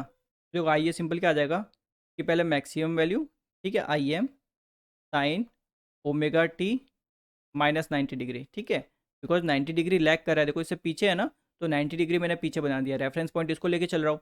अब देखो ऐसे ही अगर मैं IB करंट जो मेरा होगा, ठीक है, IB करंट की अगर वैल्यू लिखता हूँ तो देखो ये तो आपका फिक्स रहेगा IM साइन, ठीक है। अब यहाँ पे देखो ओमेगा, अब यहाँ पे देखो ये आपका रहा IB, ठीक है, ये IB करंट है। अब टोटल पूरा आप एंगल देख लो, ठीक है, ये आपको एंगल देखना है इतना, रेफरेंस पॉइंट से चलोगे ना, ये आपका रेफरेंस है, ये वाला एंगल पूरा देख लो कितना है। देखो पहले आपका ये 120 होगा, ठीक है, देन आपका ये वाला एंगल, तो ये आपका कितना है 90, तो 120 प्लस 90 कितना हो गया आपका 210, तो ये आपका आ गया माइनस 210, ठीक है, यानी 120 प्लस आपने क्या किया 90 कर दिया, ठीक है ना। तो ये हमने IB करंट लिख लिया। अब IC करंट लिखते हैं, ठीक है। IC करंट आपका सिंपल क्या हो जाएगा, देखो IM साइन ओमेगा टी, ठीक है। अब या तो आपको देखो पूरा ये लैगिंग की टर्म में इतना बड़ा लिख लो, ठीक है, या फिर सिंपल ये इतना सा ऊपर लिख लो, ठीक है, यानी ऊपर की तरफ, यानी लीडिंग की टर्म में लिख दो। तो ये आपका एंगल कितना है 30 डिग्री है, ठीक है, बिकॉज देखो अगर ये इतना आपका अगर 90 डिग्री हो गया, ठीक है, ये अगर आपका 90 डिग्री हो गया तो ओवरऑल पूरा 120 था, तो 120 में से 90 ये हो गया, तो ये बचा हुआ 30 डिग्री होगा, तो आप इसको लीडिंग की टर्म में लिख सकते हो प्लस 30 डिग्री, ठीक है। तो ये आपके सारे करंट हो गए और ये सारा आपका वोल्टेज हो गया। अब देखो आपको क्वेश्चन में क्या चाहिए वो एक बार देख लो। देखो आपको एक तो चाहिएगा IB माइनस IC, ठीक है, IC माइनस A, और IC IA माइनस IB, ठीक है, ये सारी वैल्यू हमें चाहिएगी ना, ठीक है, ये वैल्यू चाहिएगी, ये वैल्यू चाहिएगी, और ये वैल्यू चाहिए, बिकॉज हमने VAN, VBN और VCN तो निकाल दिया, ठीक है। अब ये करंट निकाल देते हैं, जो करंट का डिफरेंस पूछा है। देखो सिंपल, पहले मैं निकालता हूँ, ठीक है, IB माइनस IC, ठीक है। पहले मेरे को यही चाहिए, IB माइनस IC। देखो मैं डायरेक्ट लिख सकता हूँ, मेरे को क्या मिलेगा, ठीक है, बट एक बार मैं आपको समझा देता हूँ, ठीक है, आपको समझ में आ जाएगा एक बार। देखो यहाँ पे मेरे को चाहिए IB माइनस IC, ठीक है, यानी IB तो करंट मेरा ये रहा, ठीक है। अब मेरे को माइनस का IC कैसे मिलेगा, सिंपल, देखो जहाँ पे भी आपका IC है, ठीक है, IC करंट कहाँ पे, ये रहा, ठीक है। इसके अपोजिट में एक लाइन ड्रॉ कर दो, ठीक है, ये आपका रिप्रेजेंट करेगी माइनस का IC। यहाँ पे ये लाइन हमने ड्रॉ कर दी, ठीक है, ये आपका कितना होगा, माइनस का IC, ठीक है, माइनस का IC। तो इसका जो रिजल्टेंट आएगा, ठीक है, इसका रिजल्टेंट कहीं पे यहीं पे एकदम देखो, एकदम इसी एक्सिस पर आएगा, ठीक है, ये आपका इनका रिजल्टेंट होगा। तो यहाँ पे आप सिंपल पैरेललोग्राम लॉ यूज कर सकते हो, ठीक है। तो सॉल्व करोगे तो आपको यहाँ पे ये वैल्यू मिलेगी √3, ठीक है, √3 क्यों आएगा, बिकॉज ये जो ओवरऑल ये वाला एंगल है, ठीक है, ये पूरा एंगल, ठीक है। पैरेललोग्राम क्या लॉ होता है ये हमें पता है ना, ठीक है। देखो क्या करते हैं सिंपल, जैसे दो आपके है, ठीक है, तो पैरेललोग्राम लॉ से हम निकालते हैं, तो क्या आता है, देखो F1 स्क्वायर प्लस F2 का square plus 2F1 F2 cos theta, और ये टर्म आपकी आती है रूट में, ये आपको देता है मैग्नीट्यूड, ठीक है ना। तो यहाँ पे ये एंगल देखो, ये वाला एंगल जो है ना टोटल, ये एंगल कितना होगा ये आप देख के बता सकते हो सिंपल। देखो ये अगर 30 है तो ये वाला एंगल भी हो गया 30, ठीक है, ये एंगल हो गया 30। अब सिंपल ओवरऑल 90 था, 90 में से 30 चला गया तो बचा कितना, 60, ठीक है, यानी ये जो थीटा की वैल्यू हो गई ये हमारी 60 हो गई। तो यहाँ पे जब cos 60 रखोगे, ठीक है, तो यहाँ पे 1/2 आएगा, तो 1/2 से 2 कैंसिल हो जाएगा यहाँ पे, ठीक है। तो ओवरऑल आपको यहाँ पे ये √3 टर्म मिल जाएगी, ठीक है। तो √3 मिलेगा यहाँ पे, ठीक है, √3 IM। अब देखो या तो आप इसको लिखो माइनस के sine omega T, because reference के रेस्पेक्ट में ये देखो अपोजिट डायरेक्शन में, ठीक है, या तो ऐसे लिख सकते हो नेगेटिव, तो मैं डायरेक्ट नेगेटिव लिख लेता हूँ, ठीक है। तो साइन ओमेगा टी माइनस के लिख लेता हूँ, ठीक है, बिकॉज आपका यहाँ पे देख के पता चल रहा है, ठीक है, कहाँ पे देखो नेगेटिव है ना अपोजिट डायरेक्शन में, तो इसलिए ये नेगेटिव आ गया, ठीक है। दूसरा हमें चाहिए IC minus IA, IC minus IA, ठीक है। तो इसमें भी देखो सिंपल आपका IC करंट दोनों कहाँ पे, ये रहा IC करंट, IA करंट यहाँ पे, ठीक है। इसका मेरे को चाहिएगा नेगेटिव, यानी मेरे को माइनस का IA चाहिए, तो ये IA पॉजिटिव का है, तो माइनस का इसके जस्ट ऊपर होगा, ठीक है, यहाँ पे होगा ये आपका होगा माइनस का IA, ठीक है। इनका रिजल्टेंट आपका यहाँ पे बनेगा, ठीक है। अब इन दोनों के बीच में ये वाला एंगल देख लो पहले, ये कितना बनेगा, ठीक है। यहाँ पे भी ये एंगल 60 डिग्री है, ठीक है, सारे एंगल मैंने आपके सामने लिख रखे हैं, ठीक है, आप सिंपल देख सकते हो ये एंगल भी आपका 60 डिग्री है, तो 60 है, तो उस वजह से यहाँ पे भी वैल्यू आपको √3 ही मिलेगी, ठीक है, √3 IM, √3 IM, ठीक है। अब सिंपल क्या देखो, ये जो रेफरेंस है ना, इस रेफरेंस पॉइंट से ये जो रिजल्टेंट आपको मिला, ये आपका जो करंट है ये क्या आपका IC माइनस IA, ठीक है। रेफरेंस पॉइंट से ये वाला एंगल देख लो, देखो रेफरेंस पॉइंट से ये आपका देखो ऊपर की तरफ है, ठीक है, ऊपर की तरफ है, और कितना ऊपर है देखो, ये एंगल जो है इतना, ये 30 डिग्री, और ये नीचे वाला भी 30, तो 30 + 30 60, यानी 60 डिग्री ऊपर है, यानी 60 डिग्री लीड कर रहा है। तो यहाँ पे इसको कैसे लिखोगे, sine omega T plus 60 degree, ठीक है, बिकॉज ये लीड कर रहा है, क्लियर है। ऐसे ही आपका लास्ट देखो आपको निकालना है IA minus IB, IA minus IB, ठीक है। तो ये आपका देखो सिंपल हो जाएगा √3 IM, ठीक है। अब सिंपल IB माइनस का चाहिए, तो प्लस का ये रहा, तो माइनस का इसके अपोजिट में, ठीक है, यहाँ पे ये माइनस का IB, ठीक है। इसका रिजल्टेंट निकालो सिंपल, ये आपका रिजल्टेंट हो जाएगा, ठीक है। इसमें भी आपका पूरा एंगल जो 60 है, ठीक है, 60 एंगल है, तो उससे यहाँ पे √3 आ रहा है, ठीक है। बाकी देखो ये एंगल आपका कितना है 30 डिग्री, ठीक है, और ये वाला एंगल कितना है 30 डिग्री। तो रेफरेंस से जब देखते हो तो कितना है देखो 30 + 30 60, बट ये नीचे की तरफ है, यानी ये क्या कर रहा है लैग कर रहा है, तो यहाँ पे आएगा sine omega T minus 60 degree. यहाँ तक आपका ठीक है। ये मैंने क्या निकला है करंट निकाले, ठीक है। सिंपली आपको देखो फेजर समझ में आना चाहिए था, वरना मैं ये डायरेक्ट भी यहाँ पे लिख सकता था, बट फेजर से मैंने सोचा एक बार आपको समझा देता हूँ, ठीक है। अब देखो मेरे को सारी वैल्यू मिल गई, मेरे को सिर्फ अब मल्टीप्लाई करना है, ठीक है। तो यहाँ पे देखो मैंने आपको ऑलरेडी समझा दिया है सारी वैल्यू कैसे आती है, ठीक है। हमें सिंपल इसको पुट करनी है, ठीक है, इसमें। अब देखो सिंपल पुट करेंगे तो देखो क्या आएगा R = 1/√3 1/√3, ठीक है, मल्टीप्लाई। अब देखो यहाँ पे, ठीक है, देखो यहाँ पे जब मल्टीप्लाई करोगे, ठीक है, तो हर में आपका VM आएगा और IM आएगा, ठीक है। तो आप सिंपल, ठीक है, बिकॉज मल्टीप्लाई करोगे, देखो इन दोनों को मल्टीप्लाई करोगे तो VM IM, इन दोनों को करोगे तब भी VM IM, इन दोनों को करोगे तब भी VM IM, ठीक है, और एक √3 टर्म आएगी, ठीक है, हर टर्म में, क्लियर है। तो यहाँ से सिंपल आप एक तरह से कॉमन ले सकते हो, √3 VMIM, ठीक है। ये आप सिंपल कॉमन ले सकते हो। ये जैसे आप कॉमन लोगे, देखो अंदर क्या आएगा, देखो पहले ही आपकी टर्म हो जाएगी, देखो माइनस के साइन स्क्वायर ओमेगा टी, ठीक है, sign square omega T, clear है।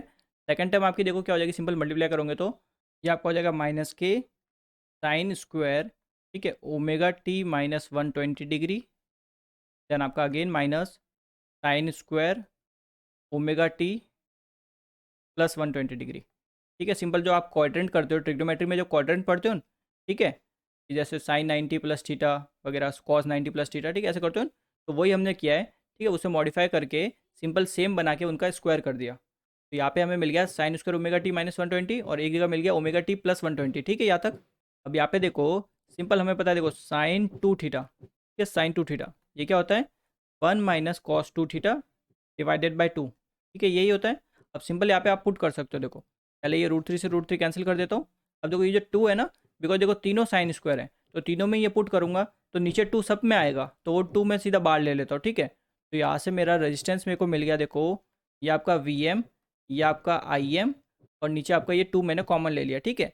तो अंदर देखो क्या बचेगा, ये आपका देखो माइनस का है, ठीक है, तो ये आपका हो जाएगा देखो -1, ठीक है, देन आपका प्लस का cos 2 थीटा, यानी कि cos 2 ओमेगा टी, ठीक है। देन आपका देखो माइनस का, यहाँ पे क्या हो जाएगा, सिंपल पहले -1, देन प्लस का cos 2 ओमेगा टी, यानी ये आपका पूरा डबल हो जाएगा 2 ओमेगा टी माइनस 240, ठीक है, डबल हो गया। अब देखो माइनस, ये आपका हो जाएगा 1, ठीक है, देन आपका यहाँ पे आ जाएगा प्लस का cos, ठीक है, यहाँ पे भी 2 ओमेगा टी, ठीक है, प्लस 240 डिग्री, प्लस 240 डिग्री, तो ये हमें ओवरऑल मिल जाएगा यहाँ पे इतना, ठीक है। यहाँ पे अब देखो, यहाँ पे देखो ये जो कॉस वाली जो टर्म्स है, ठीक है, ये एक दूसरे से कैंसिल आउट हो जाएगी, ठीक है। ऊपर क्या बचेगा, देखो -1 -1 यानी -3, ठीक है। तो यहाँ से हमें जो रेजिस्टेंस मिल रहा है वो क्या मिल रहा है, देखो -3 VMIM/2, ठीक है, ये मिल रहा है रेजिस्टेंस। तो इसको देखो मैं फर्दर थोड़ा और मॉडिफाई करता हूँ, ये देखो आपका हो जाएगा -3, इसको मैं ऐसे लिख सकता हूँ VM/√2, ठीक है, मल्टीप्लाइड विथ IM/√2, ठीक है। अब ये क्या होती है, VM/√2 ये आपकी RMS वैल्यू होती है, ठीक है। तो यहाँ से रेजिस्टेंस देखो मेरा कितना मिल जाएगा, -V/I, ठीक है, बिकॉज उसने बोला है क्वेश्चन में कि आपका RMS वैल्यू है V और आपकी RMS करंट है I, ठीक है। तो मेरे को तो क्वेश्चन में पूछा है मैग्नीट्यूड, तो इसका मैग्नीट्यूड देखो कितना हो जाएगा, सिंपल माइनस का साइन हट जाएगा, ठीक है। ये आपका आ गया 3VI, तो आपका रेजिस्टेंस क्या निकल गया इस सर्किट का, इस क्वेश्चन का बेसिकली 3VI, ठीक है। इसमें बस आपको देखो ट्रिग्नोमेट्री का नॉलेज होना चाहिए था, कि ट्रिग्नोमेट्री में एंगल्स वगैरह कैसे हम रिलेट करते हैं उनको, वो चीज़ आपको पता होनी चाहिए थी, ठीक है, इस क्वेश्चन में। तो आपका आंसर ए ऑप्शन आपका करेक्ट आंसर हो जाएगा। क्लियर है चीज़ ये। तो अगला क्वेश्चन देखते हैं। The diagram shows the layout of a power station having 2 generator A and B connected to 11 kV buses which are also fed through 2 transformers C and D from a 132 kV grid. The 11 kV buses are interconnected to a reactor R. The reactance of A, B, C, D and R in per unit on a common base MVA, ठीक है, common MVA and KV base. All the generated voltage in A, B and grid are each 1 per unit and assume as in phase at the time of fault. The steady state symmetrical current for a 3-phase fault on the 11 kV feeder is, ठीक है। तो fault current निकालना है, तो fault current निकालने के लिए मैंने आपको सिंपल बता रखा है कि आप क्या करिए, पहले रिएक्टेंस निकाल दीजिए, यानी इस पूरे पावर सिस्टम का एक्स इक्विवेलेंट निकाल दीजिए, ठीक है। तो देखो कैसे निकालेंगे, सिंपली देखो मैं इसको सिंपल बनाता हूँ, ठीक है। देख के बहुत पावर सिस्टम ये आपको बहुत कॉम्प्लिकेट लग रहा होगा, बट इतना कुछ है नहीं। देखो तो ये आपका ए, ठीक है, अब इस ए का आपका रिएक्टेंस है, ये इसका 0.2 रिएक्टेंस, ठीक है, 0.2 पर यूनिट। ये पूरा देखो एक कॉमन बेस बोल सकते हो, कॉमन बस बार से पूरा कनेक्टेड है एक रिएक्टेंस के थ्रू, ठीक है। तो एक सिंपल एक लाइन बना दो ऐसे, ठीक है, और बीच में एक रिएक्टेंस बना दो, ठीक है। रिएक्टेंस की वैल्यू इसने दी है 0.1 पर यूनिट, ठीक है, ये आपका एक रिएक्टर है। क्लियर है इतना। अब ऐसे ही यहाँ पे आपका एक और जनरेटिंग स्टेशन है जिसको हम बोल दिया बी, ठीक है, इसका भी हमें रिएक्टेंस इसने दे रखा है 0.2 पर यूनिट, 0.2 पर यूनिट, यहाँ तक ठीक है। फिर इसने बोला कि 2 ट्रांसफार्मर लगे हुए हैं, ठीक है, एक आपका यहाँ पे लगा ट्रांसफार्मर, उस ट्रांसफार्मर का रिएक्टेंस हमें दे रखा है, ठीक है, ट्रांसफार्मर का रिएक्टेंस हमें दे रखा है। तो हम फिलहाल क्या बना रहे हैं, अब रिएक्टेंस डायग्राम बना रहे हैं, ठीक है। रिएक्टेंस डायग्राम क्या होता है, जिसमें आपके सिर्फ रिएक्टेंस बने हो, ठीक है, उस पर्टिकुलर एलिमेंट का या फिर कंपोनेंट का हमने रिएक्टेंस ड्रॉ किया होता है, बाकी और कुछ ड्रॉ नहीं करते, ठीक है। अब तो यहाँ पे इनको हटा दो, ठीक है, ये आपका एक रिएक्टेंस डायग्राम हो जाएगा कुछ इस टाइप का। और इसने ग्रिड का तो देखो बोला है कि सोर्स रिएक्टेंस नेग्लिजिबल, तो ग्रिड का तो बनाना ही नहीं, ठीक है, रिएक्टेंस डायग्राम बना रहे हैं तो उसमें सिर्फ रिएक्टेंस को कंसीडर करते हैं, बट ग्रिड का कोई रिएक्टेंस नहीं है तो इसको नेग्लेक्ट कर दो। ठीक है, अब सिंपल क्या कर दो, इन सबको कॉमनली कनेक्ट कर दो। ठीक है, ये आपका बन गया एक तरह से इस पावर सिस्टम का रिएक्टेंस डायग्राम। ठीक है, अब इसने बोला है कि इस पॉइंट पे फॉल्ट हो रहा है, ठीक है ना, इस पॉइंट पे आपका क्या हो रहा है, फॉल्ट हो रहा है। क्लियर है? तो देखो मैंने आपको बताया था कि फॉल्ट जब भी हो तो क्या करेंगे, रिएक्टेंस निकालेंगे इक्विवेलेंट। ठीक है, तो पहले ये लिख लो, तो ये पॉइंट 2, सिंपल क्या करना है आपको, इस पॉइंट पर एक्स इक्विवेलेंट निकालना है। तो देखो सिंपल सॉल्व करते हैं। ठीक है, ये दोनों किस में आपके पैरेलल में। ठीक है, तो रिजल्टेंट कितना आ जाएगा, 0.2 पैरेलल है, पैरेलल में हो जाएगा 0.2 डिवाइडेड बाई 2 यानी कि 0.1। यहाँ तक ठीक है। अब ये 0.1 और ये आपका 0.1 सीरीज में आ जाएंगे। ठीक है, यानी इन दोनों का जो रिजल्टेंट आएगा ना वो इस 0.1 के साथ सीरीज में होगा। तो अगर मैं वापस बना ही देता हूँ तो इनका इक्विवेलेंट हमारा क्या आया, 0.1। ठीक है, तो यहाँ पे ये हो गया 0.1। ठीक है, अब आपका ये दोनों जो है 0.1 और ये वाला 0.1 दोनों किसमें, सीरीज में। ठीक है, तो इक्विवेलेंट इसका कितना हो जाएगा, सिंपल 0.2, 0.1 प्लस 0.1 0.2। ठीक है, इतना। तो ये आपका इसका इक्विवेलेंट आ चुका है 0.2। ठीक है, तो यहाँ पे ये बना दिया हमने 0.2। तो ये दोनों आपके किस में, पैरेलल में। ठीक है, दोनों सेम है, तो पैरेलल में सॉल्व करना आता होगा जैसे रेजिस्टेंस सॉल्व करते हैं वही। ठीक है, 0.2 डिवाइड बाई 2 यानी ये आ गया 0.1। ठीक है, तो इनका रिजल्टेंट आ गया 0.1, इनका 0.1 आया ना। ठीक है, तो यहाँ पे ये आपका 0.1 हो जाएगा, ये आपका 0.1 और ये 0.2 था ही था। ठीक है, दोनों पैरेलल में, तो एक्स इक्विवेलेंट आप निकाल सकते हो इजीली। एक्स इक्विवेलेंट कितना आ जाएगा, देखो सिंपल, जैसे रेजिस्टेंस को पैरेलल में सॉल्व करते हैं। ठीक है, 0.2 इंटू 0.1 डिवाइडेड बाय दोनों आपके नीचे ऐड हो जाएंगे, 0.2 प्लस 0.1 यानी 0.3। तो ये आपका कितना आ जाएगा, सिंपल, ये आपका आ गया 0.02। ठीक है, डिवाइडेड बाय आपका 0.3। क्लियर है इतना? तो फर्दर थोड़ा और सिंप्लीफाई कर दो। ठीक है, एक्स इक्विवेलेंट इक्वल्स टू, तो ये देखो 2 जीरो को रिमूव कर देते हैं, यहाँ पे कितना आएगा 10, सॉरी 100। ठीक है, इसको एक रिमूव कर दो, यहाँ पे 10। ठीक है, तो एक जीरो से एक जीरो कैंसिल, तो ये आपका बन चुका है 0.2 डिवाइडेड बाई 3। ठीक है, पर यूनिट। ये आपका आ गया एक्स इक्विवेलेंट। पूछा क्या था, फॉल्ट करंट पूछा था वहाँ पे। ठीक है, तो फॉल्ट करंट मैंने आपको ऑलरेडी बता दिया कैसे निकालते हैं। ठीक है, 1/x इक्विवेलेंट जो भी आपका था। ठीक है, अभी तक देखो मैं ऑलरेडी आपको शॉर्ट सर्किट एमवीए निकालने के बहुत सारे तरीके बताएं। उन्हीं क्वेश्चन में मैं सबसे पहले फॉल्ट करंट ही निकालता था। तो फॉल्ट करंट हर बार कैसे निकालता था, पूरे पावर सिस्टम का आपका एक्स इक्विवेलेंट निकालता था। तो हमने ये एक्स इक्विवेलेंट निकाला, तो यहाँ से कितना आएगा, ये आपका हो जाएगा 3 डिवाइडेड बाई 0.2। ठीक है, पॉइंट को रिमूव कर देते हैं, ये आपका 0। तो यहाँ से हमें कितना मिल गया, 15 पर यूनिट। ठीक है, सिंस पर यूनिट में ऑप्शन दे रखे तो ये आपका हो गया आंसर। अगर एक्चुअल में पूछता तो वो ऑलरेडी मैं आपको बता चुका लास्ट क्वेश्चन में कि कैसे निकालते हैं। ठीक है ना, तो आपका B option correct answer. 4 identical 100 MVA 33 kV generator are operating in parallel as shown below in two bus bar section interconnected through a current limiting reactor of X per unit reactance on the generator base. Each generator has reactance of 0.2 per unit. The value of the reactor X to limit a symmetrical short circuit current through the circuit breaker to 1500 MVA। यानी कि ठीक है, ये जो आपको 1500 MVA दिया है ये आपको दिया है शॉर्ट सर्किट MVA। ठीक है, यानी जब भी आपका फॉल्ट होता है तब जो उस फॉल्ट पॉइंट पे आप अगर MVA निकालते हो तो वो आपका शॉर्ट सर्किट MVA होता है। ठीक है, तो इसने शॉर्ट सर्किट MVA हमें दे दिया 1500। क्लियर है इतना? अब देखो हमें सिंपल फार्मूला पता है कि जो शॉर्ट सर्किट MVA होता है उसका फार्मूला हमने देखो लास्ट लेक्चर में पढ़ा था। ये आपका बनता है देखो MVA रेटेड अपॉन आपका जो भी रिएक्टेंस है। ठीक है, इसको लिख सकते हैं एक्स इक्विवेलेंट। क्लियर है, यहाँ पे परसेंटेज में लिखते तो यहाँ पे 100 से मल्टीप्लाई करते हैं, और यहाँ पे ये एक्स इक्विवेलेंट क्या होता है, बेसिकली ये जो फॉल्ट पॉइंट है ना, इस सर्किट ब्रेकर की यहाँ पे फॉल्ट है। ठीक है, यहाँ पे इस पूरे पावर सिस्टम का एक्स इक्विवेलेंट निकाला आपने। ठीक है, रिएक्टेंस वो आपका ये होता है एक्स इक्विवेलेंट। तो यहाँ से अगर मेरे को एक्स इक्विवेलेंट निकालना है देखो कैसे निकाल सकता हूँ, X equivalent equals to MVA rated कितना है क्वेश्चन में देखो 100 दिया है। ठीक है, divided bye short circuit MVA 1500 दिया है 1500, तो ये वैल्यू तो मेरे को यहीं से मिल गई 1/15। ठीक है, पर यूनिट। यानी कि ये जो पूरा पावर सिस्टम है इस पूरे पावर सिस्टम का जो इक्विवेलेंट रिएक्टेंस होगा, ठीक है, वो कितना आएगा मेरा 1/15 पर यूनिट। तो देखो सिंपल इसका रिएक्टेंस डायग्राम बनाते हैं। ठीक है, इस पूरे पावर सिस्टम का रिएक्टेंस डायग्राम देखो सिंपल, पहले आपका ये एक जनरेटर का रिएक्टेंस।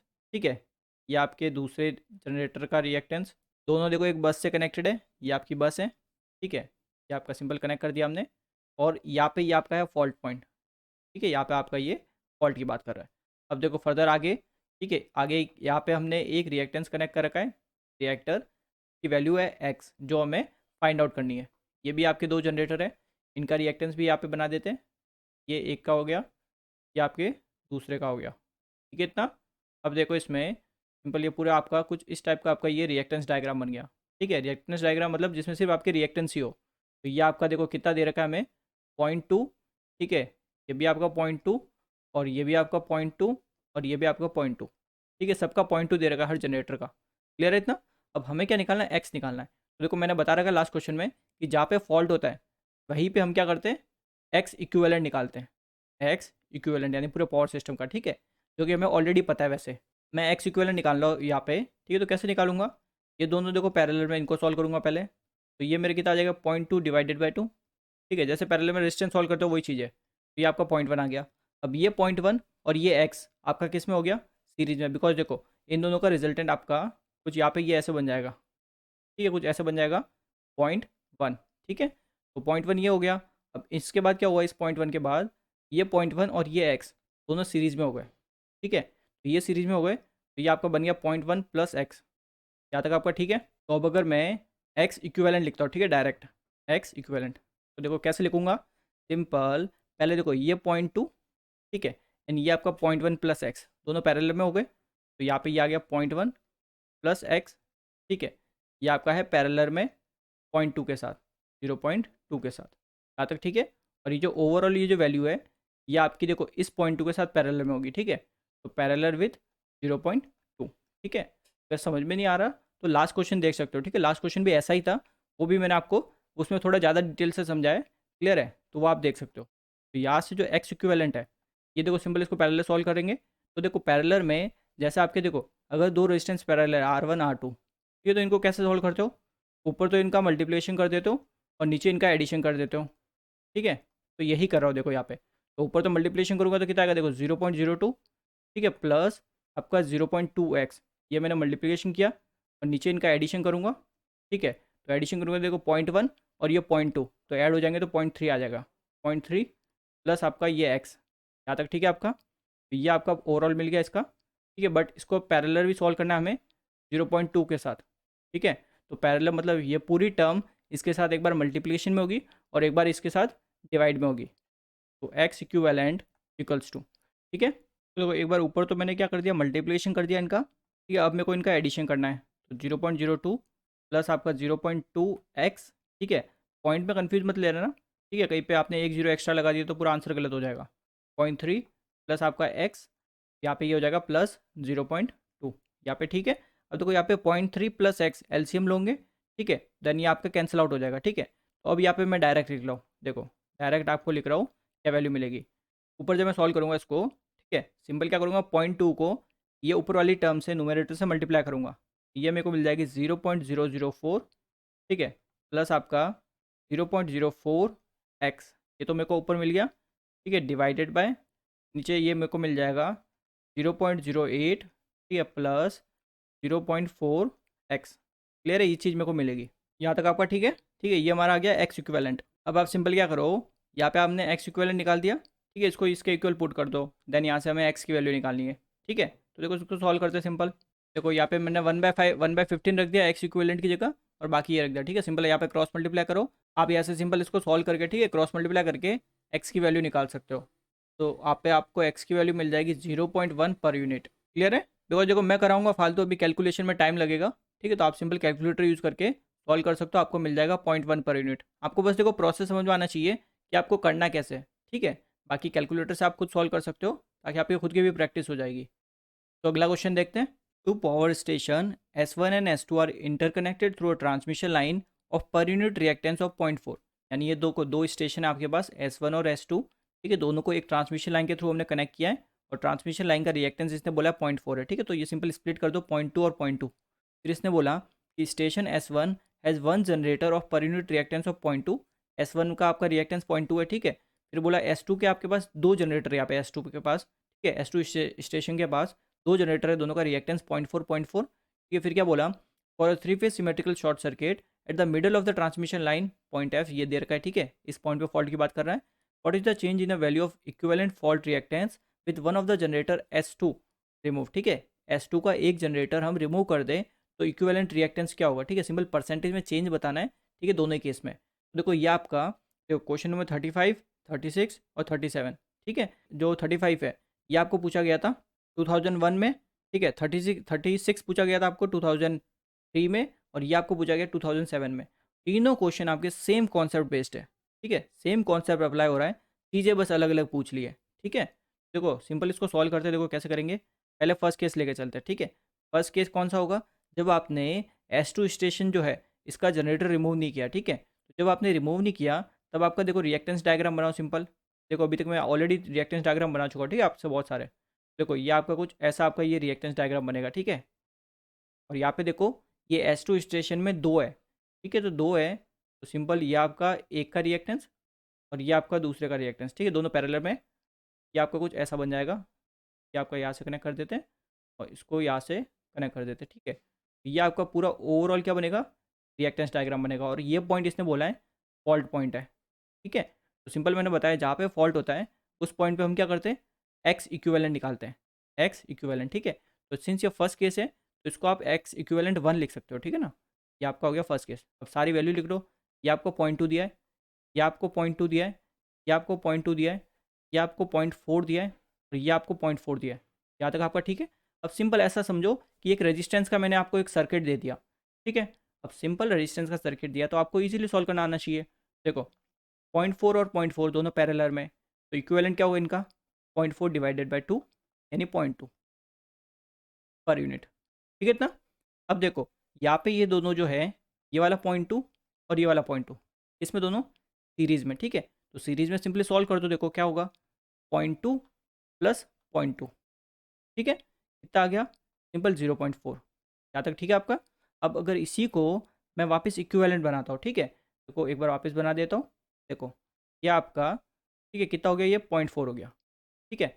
ऐसे ही इस साइड वाला इक्विवेलेंट कितना हो गया, देखो देखो ये वाला 0.2, ठीक है, ये वाला 0.2, दोनों मिलके कितना हो गया, सीरीज़ में है ना, तो 0.4। ये आपका ऐसा बन गया ये वाला सर्किट अब, ठीक है। अब इस पॉइंट पे फॉल्ट था, ठीक है। तो इसी पॉइंट पे हम क्या निकाल रहे थे, एक्स इक्विवेलेंट निकाल देते हैं, एक्स इक्विवेलेंट फर्स्ट, ठीक है। तो देखो दोनों किस में, पैरेलल में, ठीक है। तो पैरेलल में आपको सॉल्व करना आता ही है ऑलरेडी, ठीक है। तो इस केस में अगर मैं एक्स इक्विवेलेंट लिखता हूँ, एक्स इक्विवेलेंट फर्स्ट केस, तो क्या हो जाएगा, देखो दोनों सेम है, ठीक है। दोनों सेम होते हैं तो पैरेलल में कैसे सॉल्व करते हैं, सिंपली 2 से डिवाइड कर दो, ठीक है। तो यहाँ से आपको एक्स इक्विवेलेंट 1 यानी फर्स्ट केस के लिए कितना मिल गया, 0.2 पर यूनिट। यहाँ तक आपका ठीक है। अब देखो सेकंड केस, सेकंड केस इसने बोला जो S2 है, ठीक है, S2 स्टेशन है, उसमें से हमने एक जनरेटर रिमूव कर दिया, ठीक है। देखो जब एक जनरेटर रिमूव करोगे तब आपका देखो रिएक्टेंस डायग्राम बनाओ। देखो ये आपका तो S1 का हो गया, ठीक है। ये आपकी ट्रांसमिशन लाइन का एक पार्ट हो गया और ये आपकी ट्रांसमिशन लाइन का दूसरा पार्ट हो गया, ठीक है। अब यहाँ पे देखो पहले यहाँ पे आप दो बना रहे थे, दो क्यों बना रहे थे, बिकॉज दो जनरेटर थे, ठीक है। बट एक को रिमूव कर दिया तो अब क्या बचेगा, सिंपल एक का रिएक्टेंस बचेगा, ठीक है। और एक का रिएक्टेंस हमारा है 0.4, ठीक है। ये हमारा फॉल्ट पॉइंट है, ठीक है। इनको कनेक्ट कर दो सिंपली। अब जहाँ पे फॉल्ट पॉइंट है यहाँ पे आपको एक्स इक्विवेलेंट निकालना है, एक्स इक्विवेलेंट, ठीक है। सेकंड केस है तो इसको आप 2 लिख सकते हो, एक्स इक्विवेलेंट। ये आपका कितना, देखो ये आपका है 0.2, ये आपका 0.2 और ये आपका 0.2। यहाँ तक ठीक है आपका। अब देखो सिंपल इसको भी रेजिस्टेंस की तरह सॉल्व कर दो। ये आपके क्या दोनों 0.2 और 0.2 सीरीज़ में है, तो ये आ गया 0.4, ठीक है। यहाँ पे ये 0.4 और ये 0.2 सीरीज़ में, तो ये आपको कितना मिला, 0.6, ठीक है। अब दोनों किस में हो गए, पैरेलल में, ठीक है। कुछ इस टाइप का आपका बन जाएगा, क्लियर है। तो मैं डायरेक्ट लिख रहा हूँ, देखो एक्स इक्विवेलेंट 2, ठीक है, एक्स इक्विवेलेंट 2, ठीक है। पैरेलल में क्या क्या रहेगा, एक तो 0.4 रहेगा और 0.6 रहेगा, ठीक है। तो पैरेलल में जैसे सॉल्व करते हो रेजिस्टेंस वैसे सॉल्व कर दो। ऊपर तो मल्टीप्लिकेशन और नीचे इनका एडिशन, ठीक है। तो ऊपर मल्टीप्लिकेशन नीचे एडिशन क्या होगा, 0.4 प्लस 0.6 यानी कि 1, ठीक है इतना। इसको मल्टीप्लाई करेंगे तो देखो एक्स इक्विवेलेंट 2 क्या आएगा, एक्स इक्विवेलेंट 2, ठीक है। 0.4 मल्टीप्लाइड विद 0.6 यानी कि 0.24 पर यूनिट। पूछा तो हमें तो क्या, परसेंटेज रिएक्टेंस, ठीक है। Change in the value of equivalent fault reactance, ठीक है, वो भी परसेंटेज में। सिंपल लिख सकते हैं कि परसेंटेज, बिकॉज ये जो आपने इक्विवेलेंट रिएक्टेंस निकाला ना, ये आपको एक तरह से फॉल्ट रिएक्टेंस ही है, बिकॉज जिस पॉइंट पे निकाल रहे हो वो कहाँ पे निकाल रहे हो, फॉल्ट वाले पॉइंट के वहाँ पे निकाल रहे हो, ठीक है। तो change in percentage change in fault reactance, तो देखो इस टाइप के आपने बहुत परसेंटेज चेंज निकाले होंगे, ठीक है। क्या होगा, सिंपल एक्स इक्विवेलेंट 2, ठीक है, सेकंड केस में जो भी है, माइनस एक्स इक्विवेलेंट फर्स्ट, ठीक है। और किससे कंपेयर करेंगे इसको? ऑब्वियस बात है, जो स्टार्टिंग में फर्स्ट केस में था उससे कंपेयर करेंगे। तो ये आपका आ गया एक्स इक्वलेंट 1, ठीक है, मल्टीप्लाइड विथ 100, बिकॉज हमें परसेंटेज में चाहिए।